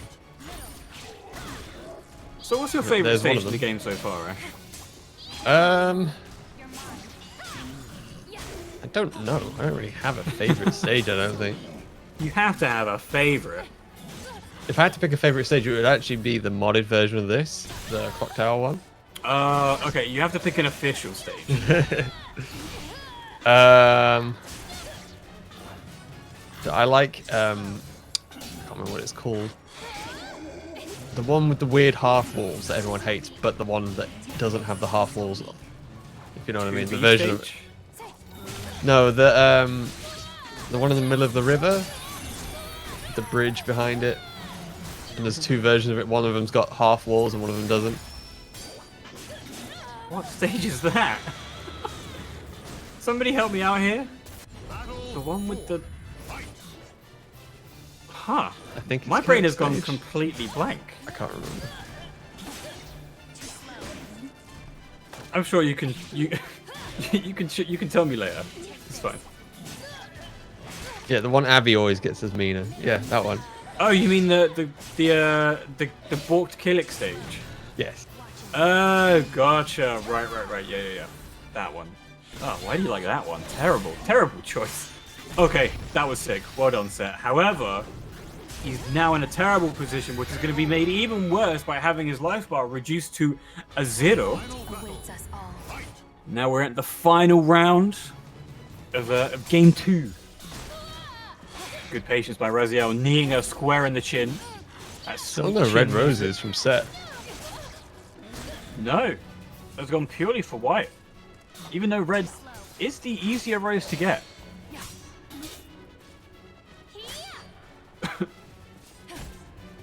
Doesn't want to engage raid boss Amy. That's what it is.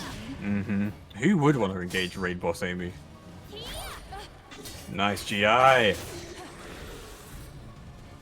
There we go, popping that bar. Set is, I was going to say Set is sitting on 2, and in order to compete, he's going to have to pop one of his own. Oh, no! You hate to see... Oh, it's going to be White Rose CE. Pretty good damage. Raziel trying to predator leap towards Amy. Oh, that's... Oh, it's not a... Damn. Good break. That's 2 in a row. It's very dangerous. Good reversal edge. Evening up the life bar. 1 hit away from both of them. Good whiff punish. 6B. Great I-10. And Set evens up that score. 1 game each.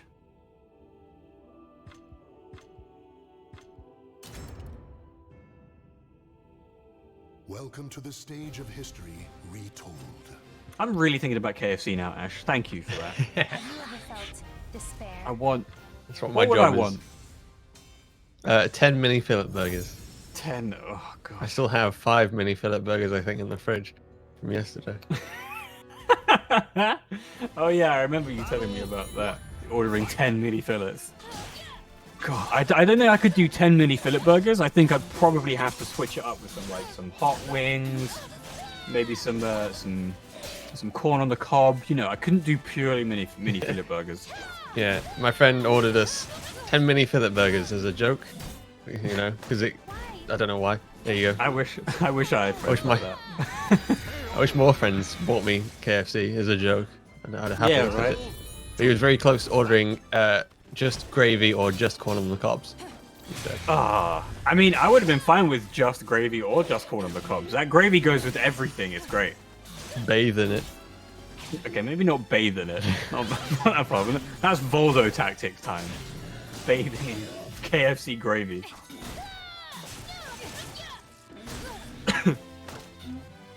Oh, good crap. Excuse me while I take a sip of water. Set's still only sitting on 2 white roses, but he hasn't really had the chance by the looks of it.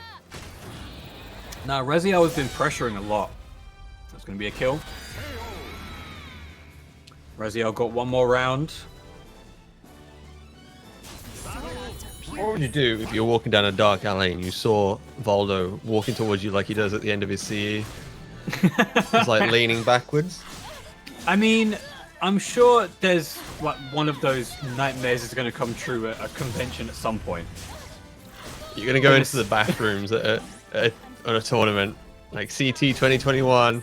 You're walking in, and there he is, and he's walking towards you very slowly, menacingly. They've got a bathroom Making Voldo assistant dressed noises. as Voldo, yeah. I think I would stay away from Celtic Throwdown and Ireland in general for years after that. And that's going to be dead. Oh, and it is.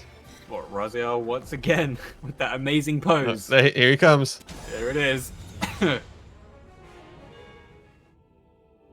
And Raziel takes it, knocking Set out of Le Tournamente.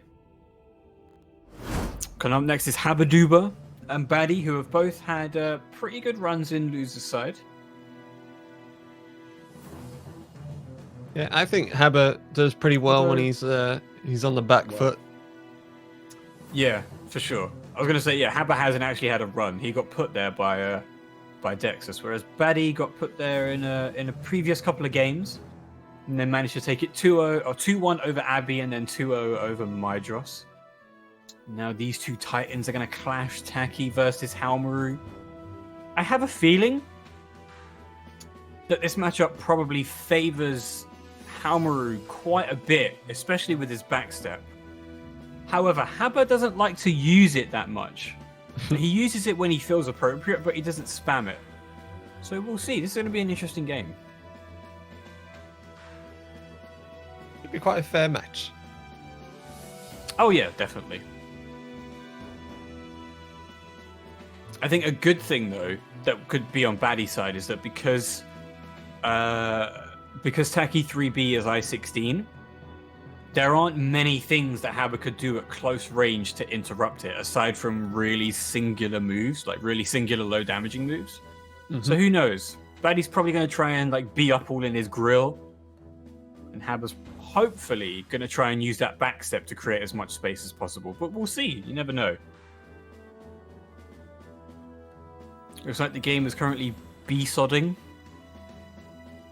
but this time black screen of death instead of blue. It doesn't want to show us. It doesn't. The game is too powerful with these two competitors that our mortal eyes would be melted at the sight of it. Kind of like, you know, apparently isn't that the thing? Isn't that the kind of, I guess not reasoning because it's not real, but there's like the Cthulhu thing where if we were to ever see Cthulhu, we would just like explode because our brains and minds couldn't handle the majesty and the complexity, cosmic of those horror. beings. Yeah, something like that, right? Like I'm not just making that up. I feel like Yeah, that's it's something. like- Yeah. So vastly indescribable to the human mind, it drives you immediately insane. Yeah, exactly. That's what the matchup was. It's like Haber comes out on top with Baddie having left the gate. Oh, there we go. Just going to do a quick reset on Nash's, gets everybody back in. And while we're waiting, we have this thing called Matcherino. I wonder if my co-host, Zangetsushi, would like to share with you the teachings that are scrawled upon the walls of Matcherino. So scrolled upon the walls of Maturino, written in blood of people who didn't donate, is make sure to do ! donate in the chat to get that code EOS44 and put that in for a free, and I said free, right? You hear that? FREE, free 50 cents to the pool. We're currently at, what is it? Let me refresh, $41.84. So you can keep adding to that pool, and that will go straight to the winners of our tournament. Exactly. So it won't be given to the person who wins this tournament. It will be pooled with the other Matcherino prize pots that have accumulated over the course of these 6-7 weeks. And then after the final, if we get enough in the prize pots overall, we will then be able to pay out more people and give them more money. So Who why not doesn't head like over? money? Exactly. Who doesn't like money? Everybody loves money. Who doesn't like money indeed? And we've got So while we go on. we've got all of the sponsor quests as well, and they're easy. Just a couple of retweets, a couple of follows on Twitter, some surveys for at least like 10 cents each, 2 seconds of your time, and a bit more money to go in. 2 seconds. Literally. I mean, if we just had a bunch of survey quests, that would be great. It's like, Well, the what? survey ones are the best. So it's literally It's 4 like, have you- questions and then what flavors 40 of G cents. Fuel do you like? Oh, strawberry probably. 40 cents in, done. Yeah, exactly. I think the G Fuel one that I answered for one of the SCWB tournaments was like, what kind of flavor G Fuel do you prefer? I've never had G Fuel, so I just put, was it one of the blueberry ones or something? And it said, would you consider buying G Fuel in the future? Yes. And a couple more easy questions that don't require any thinking, and then it just literally gives it to you for free to put in the pot. So why the hell not? Head over to the Metrino link and do that. Can we get to 45 even before the end of the tournament? Ideally, we'd want to get to 50, a nice round number, but 45 will be good too. And then once we get to 50, 45, 69, that would be great. yeah. Go all the way. Aim for the stars. Exactly. And why would you never want to aim for a .69? It's the best number. I mean, if we could Very get to nice. 69, that would be even more hilarious and even more money. I'm unsure what's going on with the game, but while we let Nashley and the competitors figure this out, what is your prediction, Mr. Zangetsushi, for the next character? Not what you'd like, but who do you think is actually going to be the next final character? Well, all the talk of the town is the other Chinese blade users, right? Huang and I can't remember the name of the other dude. Yun Sung, yeah. Yun Sung. Yeah. So Well, I mean, that's obviously, where we my bets probably are. won't have both. What? Yeah, it might be like one of the two, or maybe if we're lucky, we get some sort of weird combination of the both. Like maybe costumes would be different. Yeah, I think I would personally, well, not think. I want Yun Sung. I prefer him over Huang. I just think his personality's more enjoyable. I think Huang is more of a bland, archetypal hero character.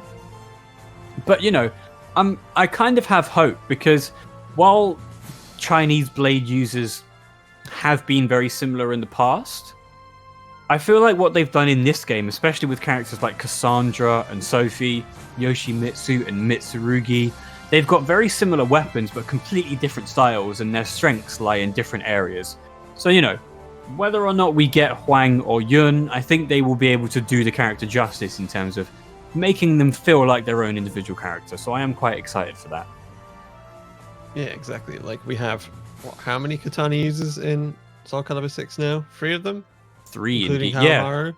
Well, yeah, and- Haomaru is completely different to both of them as well. Yeah, like all completely different characters.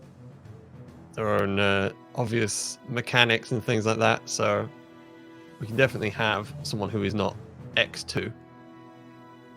Yeah, for sure. Speaking of X2, I want Wolverine. Does anyone get that reference? Probably not. But I would honestly love Wolverine in a 3D fighting game. And he would just make so much sense in Soulcalibur. Like, just give it to me. Give He it has- to me now. Imagine him with like, you know how Maru has the stance where he just goes to fist. Mhm. You could have that, but he just retracts his claws, so he punches you in the face and then like springs them out for certain attacks. I would I think the weird thing would be that would you have separate move list for Wolverine without claws, or would you make the would you make them have the same move list, but one of them does a little less damage, the other one has more counter hit damage or something? Just to make it worth it, retracting the claws in a game. Yeah, it'd be kind of be like Claw in Street Fighter, right? Like where Like who in Street Fighter? Sorry. I can't remember his actual name. The guy who has the claw. He's just called Claw by. a Oh, lot of people. Vega. Vega, that's it. He's just called Claw. Yeah. Vega has the same move set, but like different properties depending whether he's lost his claw or not. I think that could be pretty cool. Yeah, for sure. I would be okay with that. Same move list, you know. So you don't have to learn a whole new move list with the claws retracted for Wolverine. But you know, they maybe bounce on counter hit, or you get a different kind of stun, or you know, just something. That'd be great. But just give me Wolverine. Like, bloody hell, Fortnite has Wolverine in their game now. Fortnite, because of that new, what is it, Nexus War expansion or something? Or Galactus in there and everything. yeah. Oh god, it would be so sick. I saw a post on Twitter. Someone was being like, "Oh, would you play a Marvel vs. Capcom game if it looked like this?" And it was all the Fortnite versions of the characters. I was like, while they do look good, like they're just too Fortnite-y. So if they had the similar kind of thing but less Fortnite-y, then sure. But they do look very good and they fit. It's amazing what Fortnite can do to make things fit in their universe. For sure. Oh well, maybe one day, maybe Soulcalibur 7 will get Wolverine as a guest. I mean, you know, I know the meme that goes around is lol, imagine maining a guest character, because if the next game comes out and your character's not in it, then you know, you've kind of lost that character. But at the same time, who really cares? If the character's super cool, then go for it. Main whoever the hell you want. Bring back Kratos. For real, bring back Kratos. Maybe he'll be in season 3. I doubt it. They've never repeated guests, which is a shame, because some of the previous guests have been so cool. I don't know. I think I would like... I mean, you know, they're the obvious ones, like Artorias from Dark Souls, and one of the Demon Bros from Devil May Cry, Dante, Virgil, or Nero. But then I think of some more obscure ones for a second. Like, I don't know. Ryu Hayabusa, for example? I think that would be really cool. Or Raiden from MGR. I mean, I or get Yoshimitsu from Tekken 7. Oh, wait. Wait. Well, they are different iterations of the character. So you could technically have both. But, what was I going to say? Yeah, like I get that Ryu Hayabusa usually uses a katana, and so does Virgil. But, you know, they have other weapons. Like, the weapons in Ninja Gaiden are actually insane. Like, they've got claws, they've got big spears and scythes. And in DMC, like, Virgil uses the Beowulf, which would be also really cool, like a gauntlet weapon. That'd be hella cool. I think a gauntlet weapon would be great. And guns. If Virgil got in and he had summoned swords and things. Oh, I don't want to imagine that. I mean, they definitely Marvel 3. They definitely would have to use the ranged aspect of it. But I have a feeling they'd use it very similarly to how they've implemented 2B's projectiles. Like, incredibly linear, easy to duck. But, you know, sometimes you get really good hard reads with them. And you can use them in combos as well, so it's not completely useless. Alright, so what's happening, Nash? Tell the people. Seems like Soulcalibur's just not working. Does not want to see game's Habaduba busted. versus Buddy. Is it just not working? Like, straight It's up just not working. dead? We're gonna get Habaduba to make a lobby and see if it works on his end. Okay, cool. I mean, maybe we're getting a ninja update. Who knows? No, I doubt that.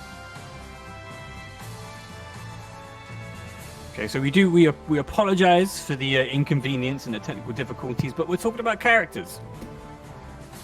This is a fun conversation.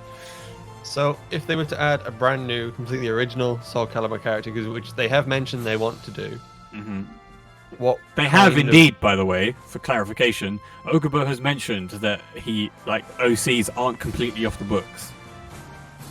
What would you want? What kind of character? So I'm honestly in favor of Grieve Edge coming back in the form of like a gauntlet character. So, you know, similar to Beowulf, like the weapon that Dante and Virgil wield. I think a gauntlet character would be so cool. Like, it's a weapon, but you've got gloves and you've got shoes. Obviously that character's movement would have to be like ridiculously good, because being able to get close to an opponent, especially like Song Mina, would be almost impossible for a character who uses gauntlets and stuff. But give them proper tools that aren't too broken, and I think it would be hella fun to use a gauntlet character. Maybe something along the lines of like Steve Fox and Tekken, where maybe they don't have they have decent movement as well, but maybe they also have like ability to like sidestep within their moveset and things like that. Like really good tech steps instead of just tech steps for show. Yeah, that could work. I mean, look, that it's down to the developers to do that, but it's fun to throw out suggestions. What about you, Ash? What would you want? I don't know. I like the idea of someone who's a bit more set-up-y and set-play-y, if you know what I mean. Mm-hmm. I know everyone hates like Viola from 5, but something along those lines, like someone who sets things up within the ring. And, has things like that. But what kind of weapon would they use? I don't know. Although it looks like the game's actually loaded a little further than normal this time, so... Finally, exactly. Okay, so we can all agree that my suggestion of a gauntlet character would be great, and we're all going to petition Okubo to do it. Wonderful, right. Haba versus Baddie, Taki versus Haomaru. Actually back into the tournament. We are now currently at $43.44. We are so close to $45. Just a couple more people using that code, and we're there. Also, if you want to, please use that. Please use the God, my brain. The quests, the retweets, and all that stuff. It's literally free money. There's absolutely no reason not to do it. Or if you've got a couple of quid, burning a hole in your pocket, direct contribution. Put a funny message in it. Yeah, and if it's not rude, we'll read it on stream. Read it out. If it is rude, we'll ignore you. I mean, even if it isn't rude, but it's something I don't agree with, like Buff's ass, for example, then I'm just not going to say it. Alright, seems like we're actually able to see a proper game now. It looks like it's running fine for both our competitors. Oh, great step. Ace lethal. Baddie going to be going for a ring out here, maybe. Yep. That ring out, just a poke, and he goes flying 10 meters. Habaduba not able to air control effectively at that range, so that is a confirmable ring out. What another one!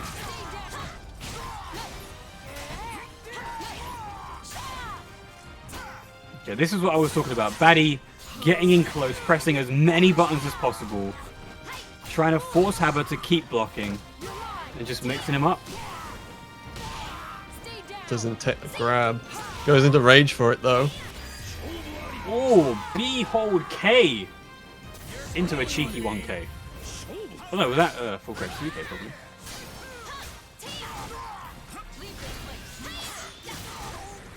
Oh man, see, this is what you need to do against Haomaru. Just if you can, press as many buttons as possible. Baku gets missed. Gonna go for a reset. Both players with 2 bars. Oh, he goes for a reset. Tries to go for a grab.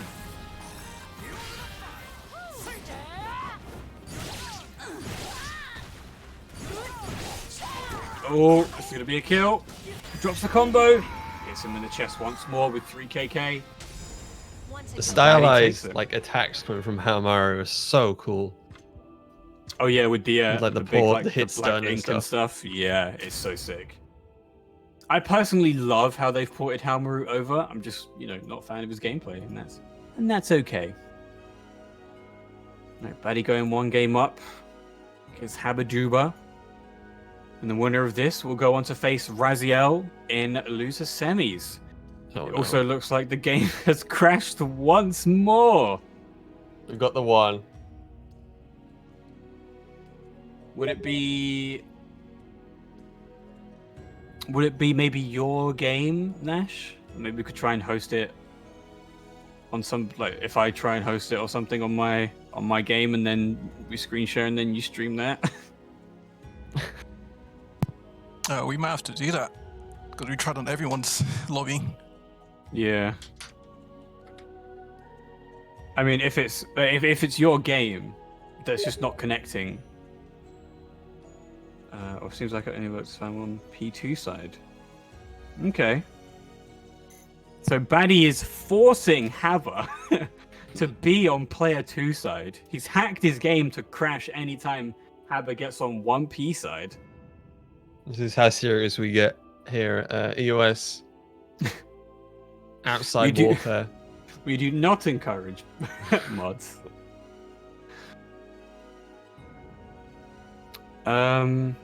What do you want to do, Ash? I'm gonna see if his theory is correct. If it is, apparently so, then we'll just let it play. If Okay. not, then you might have to jump on the game Sure, yeah. and make a lobby. All In the right. meantime, we'll talk about CT, considering that's coming up very close. Celtic Throwdown 2020 exclamation mark CT 2020 in the chat. Just put that in real quick. If for those of you who aren't familiar with Celtic Throwdown, it is I can't say UK because it's not in the UK, it's in Ireland. It's an EU major. It's where a lot of people come through for all various types of games. It's always been a very ambitious tournament, and it's always run really, really well. So big shouts to the CT guys. This is their first year that they're going to be online, obviously due to the whole COVID thing. And they've chosen Soulcalibur to be a part of the roster of games. It's going to be on September the 20th. Myself and Ezla are going to be commentating it. We've also got some help from Tapioca King, Nashley, and Kusoge to help with bracketing, TOing, just making sure everything runs smoothly. But we're also doing something special in that the Soulcalibur 6 streamed games are going to be using Parsec and a Cloud VM service. Essentially, without getting too technical, it's trying to eliminate bad netcode and bad connections between two people who are at least in the same continent, and to showcase technology that hopefully we may not need in the foreseeable future because of good rollback. But, you know, if delay base continues to be the standard, then Parsec plus Cloud VM, cloud computing is going to be the future for online games. But now we're getting into our potential final game between Habi versus Badu. Sure you can figure that one out. Badu, what? Badabooba? Yeah, Badabooba and Habi. That's the ship name. That's not something I want to imagine, but let's move on with that. Rising A, good call. Very risky for Haber going into knuckle stance. Nice. Iowa Rising A, great move to use in close range. Oh, the retrack.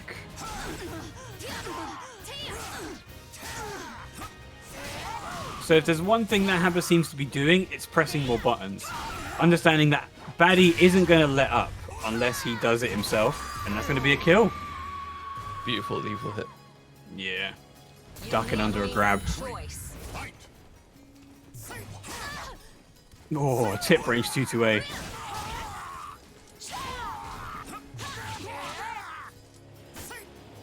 A. One of Halmaru's few I-12s in the game. If you didn't know, Halmaru's AA is I-14 and his BB is I-16. And Baddie getting a round on the board.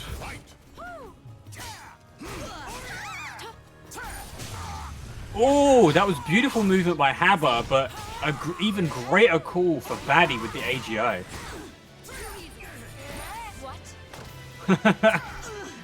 Haber's not going to risk that, and that's going to be a ring out. Haber Duba evening up the score, 1 game all. Please, lobby. Please work. Okay, we look okay. Welcome to the stage. Seems to be working now. It's over the worst. I've never been so happy to see a character select screen in my life. And a turquoise character select screen at that. Brought to you graciously, I hope I'm saying this is correct, by Silo Zen of the modding community. He's the one who does most, if not all, of the CSS mods. So big shouts to him. Go follow him on Twitter, etc., etc. And if it's not him, well, still follow him on Twitter. He deserves Still it. follow him on Twitter, exactly. Good delay by buddy. Okay, the mind games are starting off thick and strong.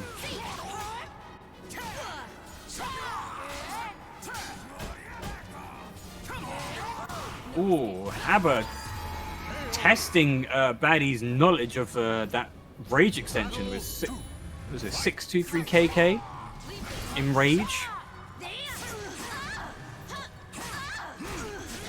50-50s for days. Big damage. Oh, 6-6B whiff, but no punish once again. Baddie just taking way too much time to actually get in control of this round.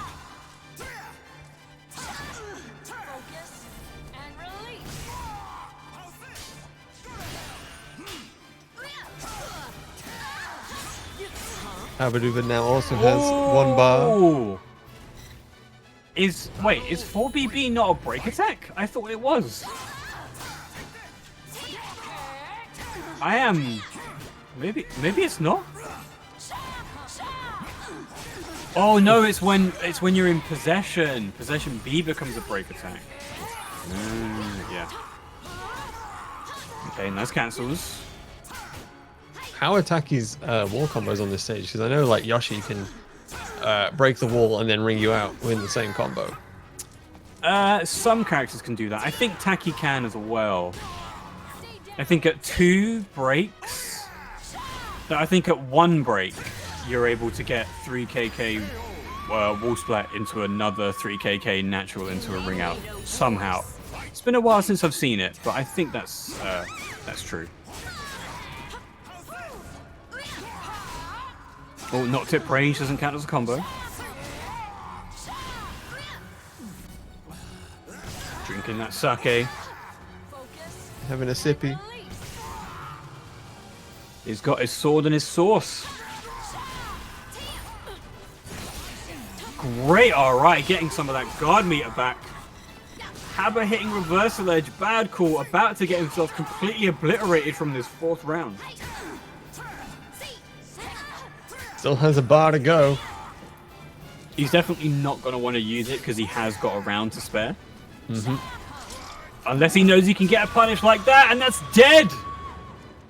I-14 CE with guts in counter hip state. Straight up murdered. And Haber takes it 2-0 over Baddie. And a network error has occurred. Well, that's because I think Haber was hosting the lobby. So I think he left. And then the lobby just dies. Right, so that means it's going to be Raziel versus Habaduba. The winner of that will then move on to face Rufus in Losers Finals. And then the winner of that will face Dexus in Grand Finals, who has been very graciously been waiting and sitting in that Grand Finals position for a while. It's like sitting atop his tower in his throne, his golden throne, waiting for his challenger to arrive. Walk up those golden stairs for a worthy opponent.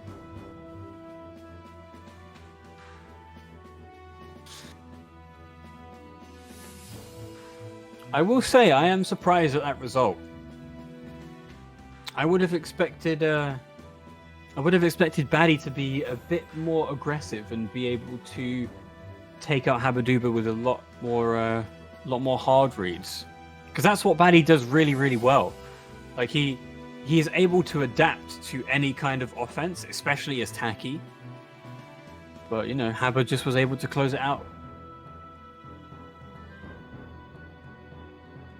Here we go. Raziel versus Habaduba.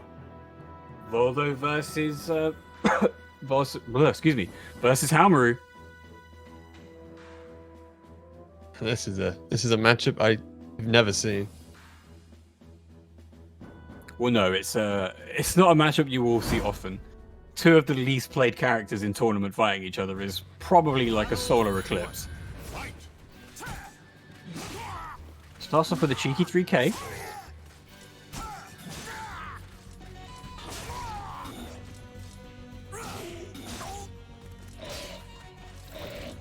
We're playing a lot more patiently.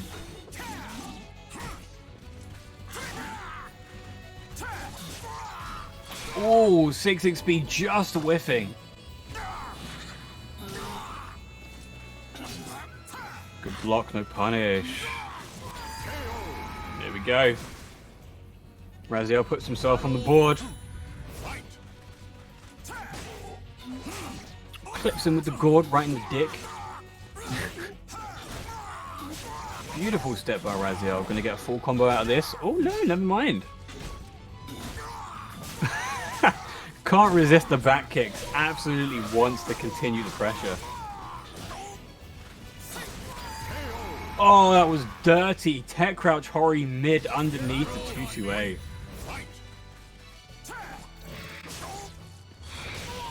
No lethal hit punish this time. Boom. I wonder what Haba's going to do here. Is he going to go straight for rage? He is! Raziel doesn't hold the guard button down. So Haba was doing a lot of 50-50. Oh! That was great spacing. Heavy slash for days.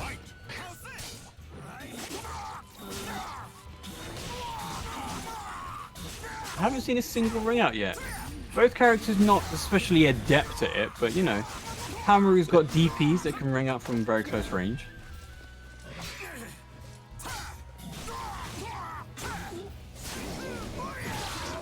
Oof, beefy. Voldo now with 2 bars. 2 sticks of butter, Ash. Butter. Can't help it out from London. There we go. Raziel takes that very, very convincingly. 3 rounds to 1. First game goes to Raziel. Welcome to the stage of history retold. I do wonder if Raziel has actually got any sub-characters that he could pull out for favorable matchups. I don't think I've ever seen him play anybody else, to be honest. Maybe he doesn't think there are any unfavorable matchups for his Voldo. Well, that's a great mindset to have. I mean, he only has eyes for Voldo. Not sure whether that's creepy or not. It's because Voldo doesn't have any eyes for anyone else.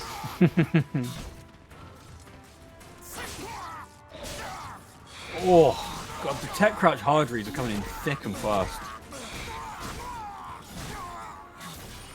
Now you see, And he drops the... Oh, what was that, Okubo? Please fix. I could have sworn I heard Haba say, I'm going to drop this character as soon as Setsuka comes out. Oh, is that what Haba said? I'm pretty sure. It might have been somebody else, but I'm pretty sure it was Haba. Fair enough. But doesn't seem like he did. I think he's seen so many good results with Halmaru, and it suits his playstyle a lot that there's no reason for him to change. As excited as he probably was about Setsuko. Oh my God. Raziel did not learn from the first time Haba managed to deflect him, but he did it again.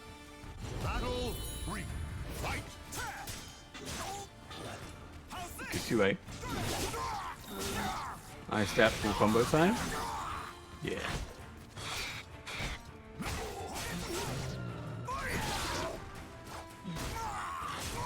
Red Flintstone fighting a blind man in a forest. We are a true 3D anime fighter now.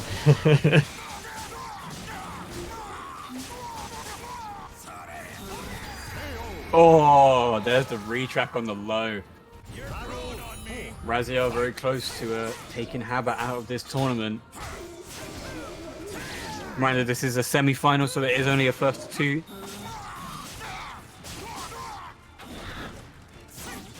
Oh, okay. He must have done the spinny flip just a bit too late. Got no combo. 6-2-3-8 just frame. Just doesn't hit.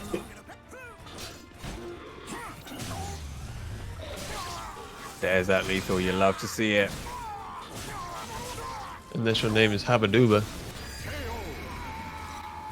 Once again, hits him with that cheeky low. Raziel knocking Haba out of that tournamente. While Raziel moves on to fight Rufus in losers final in a first to three. So Rufus has been, Rufus has been sitting there waiting for his opponent. I wonder what he's thinking right now. Maybe he's been in the lab with both of these characters. Or maybe he's just been, watching, waiting, Biding his analyzing his opponents from a distance. Or, he could have been like, I don't know, in the other room watching TV, waiting for someone to ping him on Discord. Getting a hang on that power level. All right, we're currently at $47.94 on the Matcherino. Can we get it to $50 before we end this tournament? Exclamation mark donate in the chat. And Zangetsushi, what do they do after heading to the Matcherino page? Well, you've got a couple of options there. You can do one thing, which is for free, you can put in the code EOS44, and that will put in a free 50 cents into the pool, and that's it. You can just do that. You can donate your own money through a direct contribution, in which we'll all be very, very thankful for. Or you have your list of sponsor quests on the right hand side, which you can go and give it a look at. A bunch of retweets, bunch of follows, things like that. And if you're feeling especially fancy, you can always go to the marketplace, buy a hoodie. The Matcherino ones, for example, they go straight. All that money goes straight into the pot. All the good things like that. Exactly. Absolutely no reason not to give some free money if you can't donate as well. So like Ash said, the free code EOS44 and the sponsor quests are absolutely free to do and add free money to the Matcherino pot. So many free things to contribute to something. Only Matcherino. Oh, We need a good bit. step. If we had like a camera, have you seen Wayne's World where he's like being sponsored by Pepsi? Oh And wow. he just smiles with it on camera. We need something like that for Matcherino. Alright, I'm gonna have a talk with Nashley and we're gonna set something like that up. We're gonna make a short, 25-30 second video doing a proper sponsorship.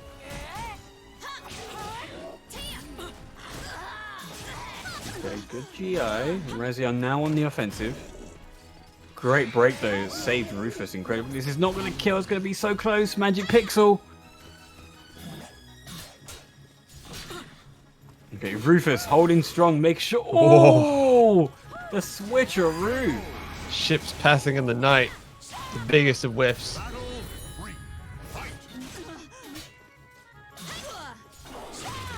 Good step. Oh, does it get the cancel?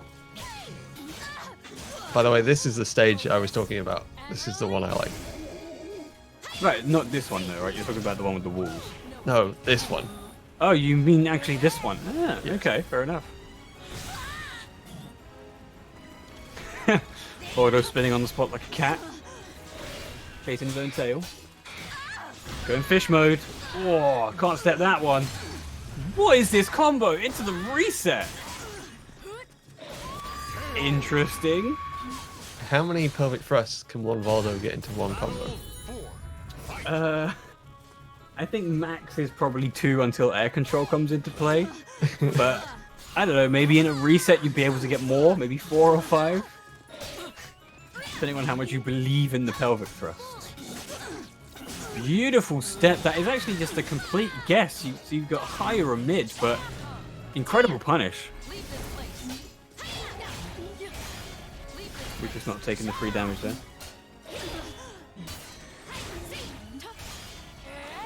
Going for guard crush instead. You can probably afford to at this point. Oh, a knee in the back of the head. I was saving this. She was saving this. And what is this? Oh, It's a ring Raziel out. just not holding guard, getting hit by the Baku follow-up. New in Season 2. You have to absolutely guard all of that, otherwise you are going to take damage from everything. Rufus taking 1 game. Pretty close first game, though. Nothing that you could say was a complete whitewash. Let's do this.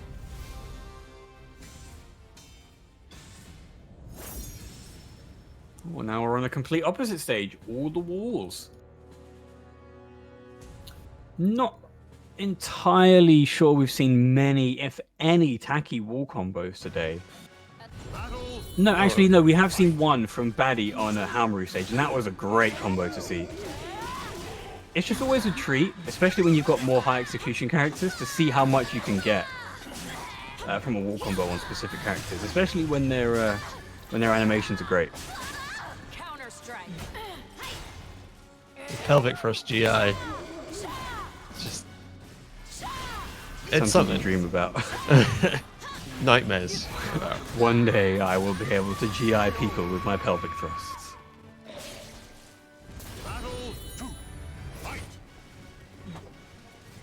Imagine if there was such thing as a GI in real life. There was somebody that you didn't like who was walking closer to you, just GI them. Level 3 knockdown, knock them on their ass. Yeah, I think we do have that. It's just called pushing. Yeah, No. but like, as in like, you know, you don't actually have to hit them. Like, make physical contact. Would that mean that some people get free RIs as well? They don't even have to think about it. No, you had only... No. That's a combo? Raziel, please! It's not dead though, that's gonna scale real hard, yeah. But yeah, the only thing that would translate from Soulcalibur to real life would be the GI. Drop kicking over the ninja cannon. That's exactly the same thing that happened in a previous game between Raziel and Ataki. Battle 3. Fight.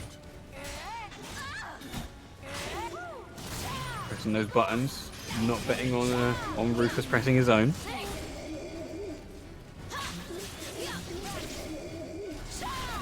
Oh, doesn't go for Stalker A plus G.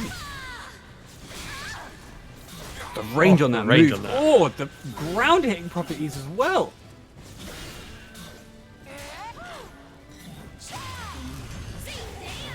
This could be a kill. No, it's not going to be a kill. Tacky combo scaling is quite hefty.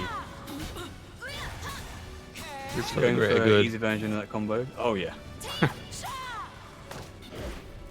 Good break. What's the punish going to be? Ooh, nothing major, just a cheeky poke to the chest. Rufus about to run away with this. One more round. And he puts himself 2 games up. Which means Raziel's going to have a lot to make up. A lot of ground to cover. There we go. Ready? Lethal hit Decisive locked lethal and hit. loaded. It's put in so much work over this tournament. Yeah, Tacky A6. If you can exploit your opponent's weakness for doing verticals, it gets so much work. That is a high. Raziel evening up the score. Both with 2 bars. Both looking like they've got relatively good guards. Obviously we can't tell because there's no percentage.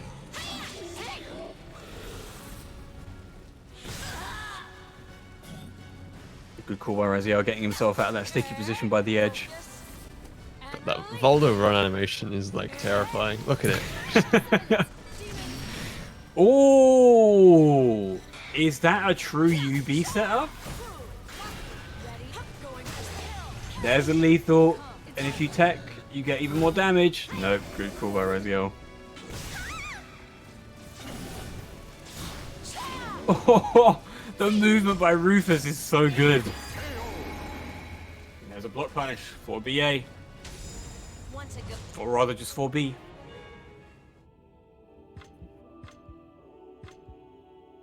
So that's Rufus Potentially 2 only up. one more game, yeah. So looking at this Welcome to the match, stage of history, what are you thinking, Zangetsushi? What are your thoughts about these two characters? Let's do Voldo's this. terrifying and nightmare-inducing, but just from a like a visual standpoint. Aesthetic stuff, yeah. Raziel Gameplay obviously wise, knows that character like inside and out. He knows exactly what he needs to be doing at the right time, but sometimes he's just guessing wrong and just getting caught by Taki. It's the curse of Definitely don't want to try and press a button after that. Is a mix-up. You can do one or the other. And of course, you can bait people. 1A! There's the 1A ringer he was looking for in a previous game. Raziel's either going to be laughing his head off or super pissed. So if there's something to be said about certain online lows in quotation marks, is that Taki's 1A, tech crouch is pretty early. It's not a completely useless move online. Like, obviously 3B is a great move. Tech crouch is super early and gets a full combo off of a launch. But there are certain instances where 1A is really useful, like in that situation there.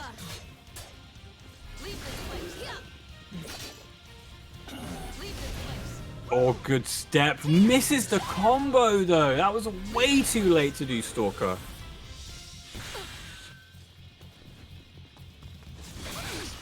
Oh, Rufus trying to bait. Almost got himself rung out. Nice. Love to see it. Hate to have it done to you. You know, it's only just occurred to me that when what's his name? When Voldo stands facing like his back towards you, he has a costume on that side to make it look like he's like Raphael or something. He does have a costume indeed, yes. It's never occurred to me until today. I mean, it's part of the charm question mark of the character. Is that, you know, front facing he's got this BDSM sex freak outfit on, and then from behind he actually can't see you because he's not looking at you, but he's got like an overcoat or waistcoat on. I think regardless of what you think about Voldo as a character, his designs in each Soulcalibur game have been so good. Like, a lot of thought and care and effort has been put into making him as creepy as possible.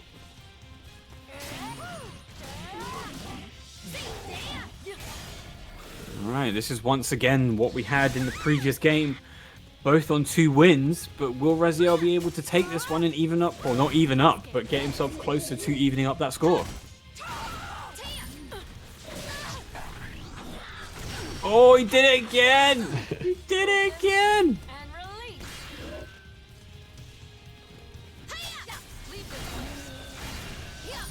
Damn, constant buttons. Good call by Raziel though. Soul Charge activation. Oh, kicked right in the chin. Oh. Caught rolling. Caught rolling. The hitbox on that move is so hench. Raziel managing to actually bring a game back. Not as easy as Rufus probably once thought. Welcome to the stage. So yeah, there's 2 types of Bork in this game. There's tracking Bork and there's hitbox Bork. And sometimes you can have both. But sometimes you have characters like Voldo who have got the weirdest hitboxes where stuff like that you would assume rolling a certain way wouldn't actually hit, but Voldo's entire body seems to be the perpetrator in that move. think it was some sort of wall funniness affecting the roll, because it didn't look like he was able to roll properly around him just because the wall was in the way. Could be. You could be right. Yeah, they were very close to the wall.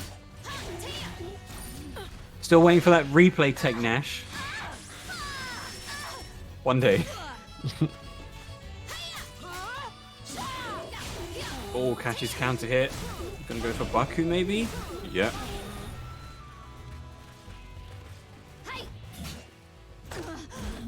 Okay, good call. I mean, you're not gonna get deflected as hard as you were with Taki, as hard as you were with Halmaru. Oh, Magic Pixel. K2! The move you never see Taki's use because it's apparently really bad. Like, I've never seen anybody use it in any competitive play. Oh, beautiful reverse ledge into backflip. Taki's movement is so fluid.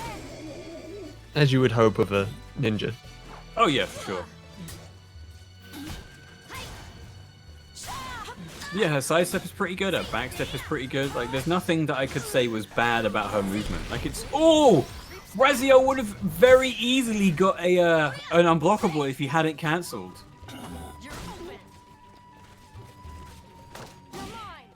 6-6-8 plus G. Run up grab. Gonna be it. Rufus one round away.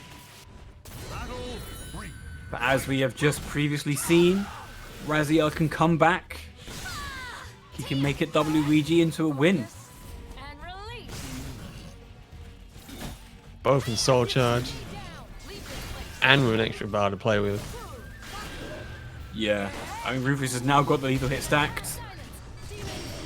Okay, that seems like it's not a true setup, but you beat... It seems like Rufus has taken revenge for the UB that he got hit by, and Raziel took revenge for the 1A that he got hit by. Now they're even.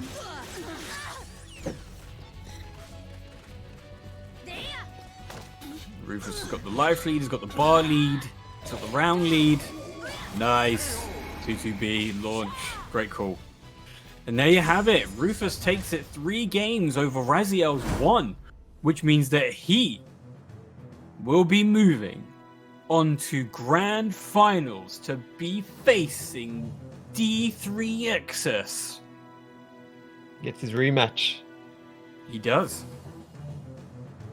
But remember, because Rufus is coming from the loser side, he will have to win 6 games to take the tournament, 3 to reset the bracket, and then 3 more to win.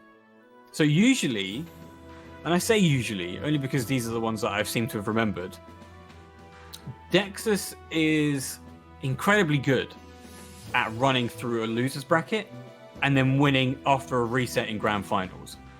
For Soulcalibur Without Borders, him versus Ailes was probably one of the hypest matches of the last 5 years. I mean, I know SD6 has only been out for about 2.5, but like, for however long people have been playing Soulcalibur games, that was an incredible set. And I think people will remember it for a long, long time. But I don't usually see Rufus in that losers bracket. Usually Rufus is the one who's moving forward in winner's side. So this is going to be very, very interesting. 2 players that have actually been have been performing incredibly well in tournaments. Online mostly for both of them. They are both online warriors by their own admission. And they fight each other very often, especially in tournament, because they end up just fighting each other in winner's side.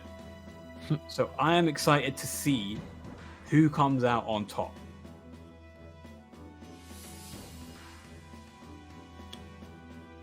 Just gotta wait for Dexus to jump in lobby here. Hopefully he remembers that he's actually still in the tournament after all this time waiting.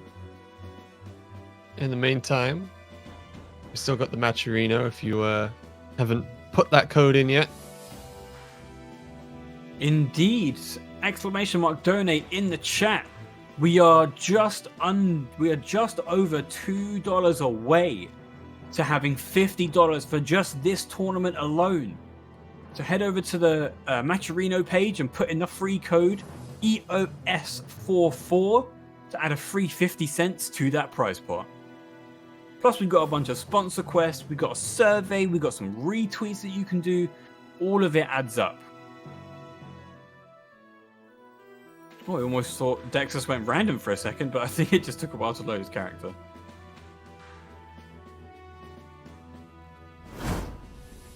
Alright, this is grand finals.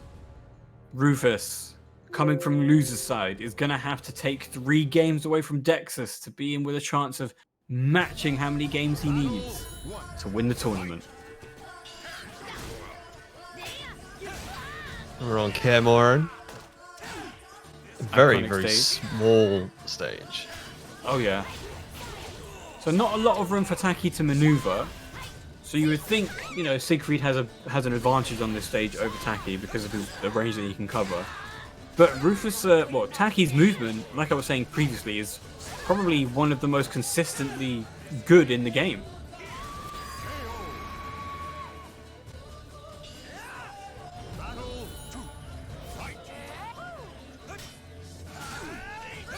Listen with that low.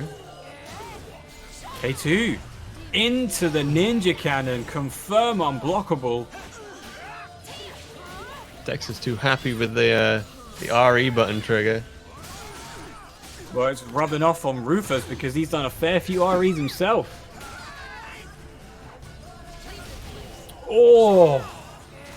No! That was so close! Rufus could have finished it off with a Stalker A+G, but decided to take the more tricky route.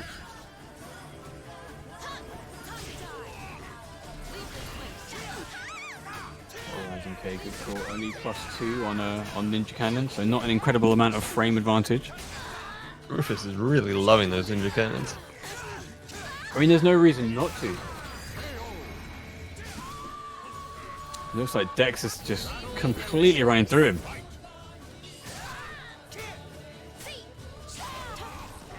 Good A6. 2 bars on both players. Oh, gets completely stuffed out of bar usage. Not sure what it was there. Probably a soul charge.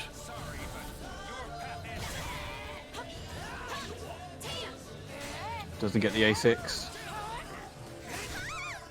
Oh, gets caught by the low from back turn. Step into bar rising B. And there we go. Dexus takes that first game.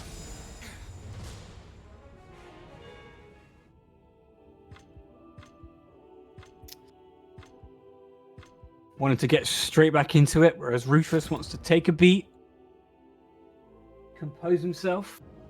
He just needs a second, just be like, okay, what did I see? What did I get hit by? How do I not get hit by it again?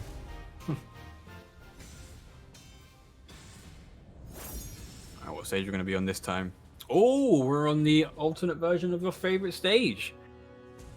With the most amazing walls. This is great for Taki. What do you mean? Super good for These Taki. walls work. They're all fine. There's no These issues walls here. are so fine. There's nothing wrong with them. And they definitely don't need to be fixed. They definitely don't move. Unfortunately not, no. Okay, this is...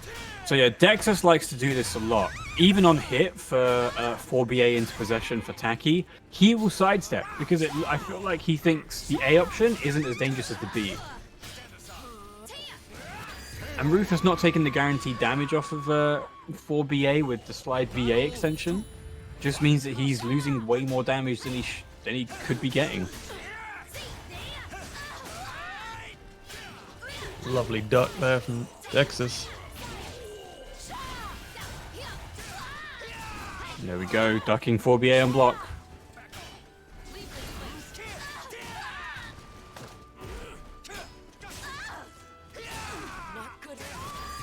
Oh, caught pressing buttons.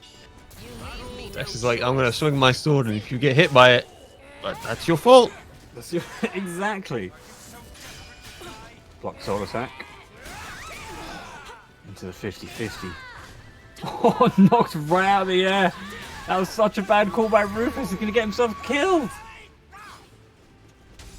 On any other stage, I feel like that might have been a ring out like a bit earlier. Possibly, yeah. Maybe on a lower wall it would have got a ring out. Welcome to the stage of history retold. Well, Dexus is only one game away from taking this against Rufus, and he seems to be doing it with relative ease. What are you thinking, Ash? Is there going to be something that Rufus can do to pull it out of the bag? It looks like Dexus just has him at every turn. The spacing, the timing.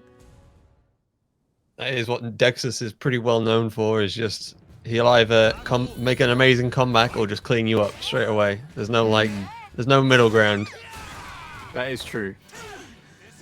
And Half-Life, less than 10 seconds in, and another grab. That's Perfect just... positioning for that Oki, and then he flapjacks him. Rufus had enough.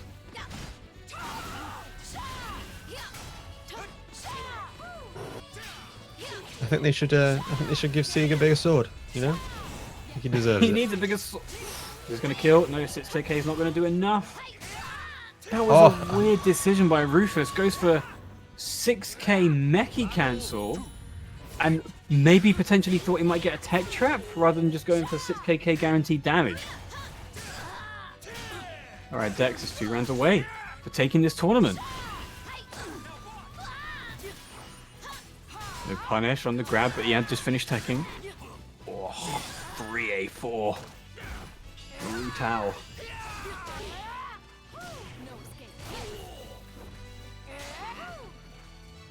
No punish from Dex. Dark Legacy, Blue Shell time, and there we go. That AGI is probably the worst thing about that mechanic. Rufus sitting pretty with 2 bars. That looked like it didn't even catch. Where was the hitbox on that? Interesting. All right.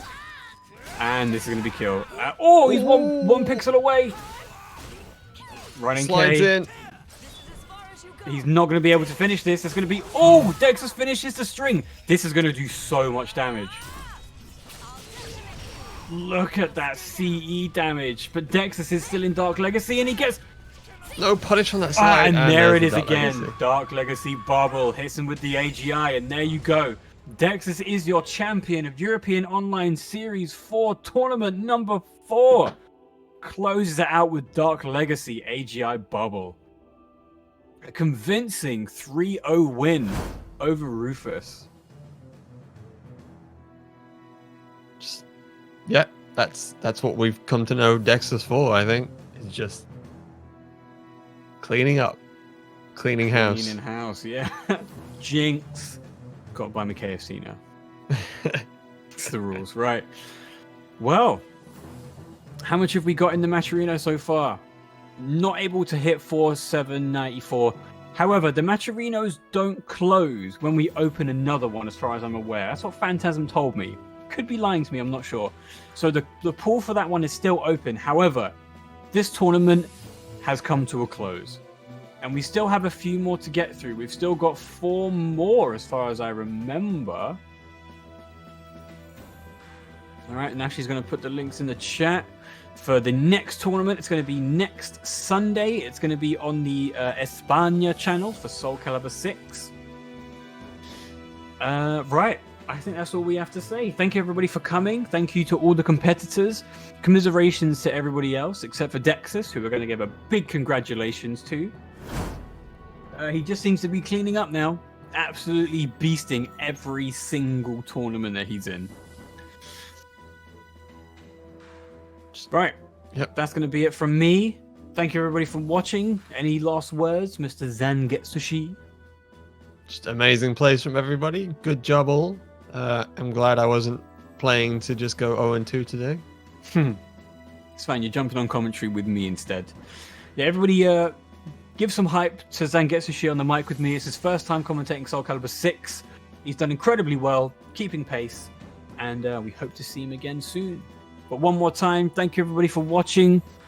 EOS will be back next Sunday at the same time on the Soulcalibur España channel. It's in the link in the chat with the Smash GG sign-up page. Thank you, everybody, and we'll see you soon. Bye.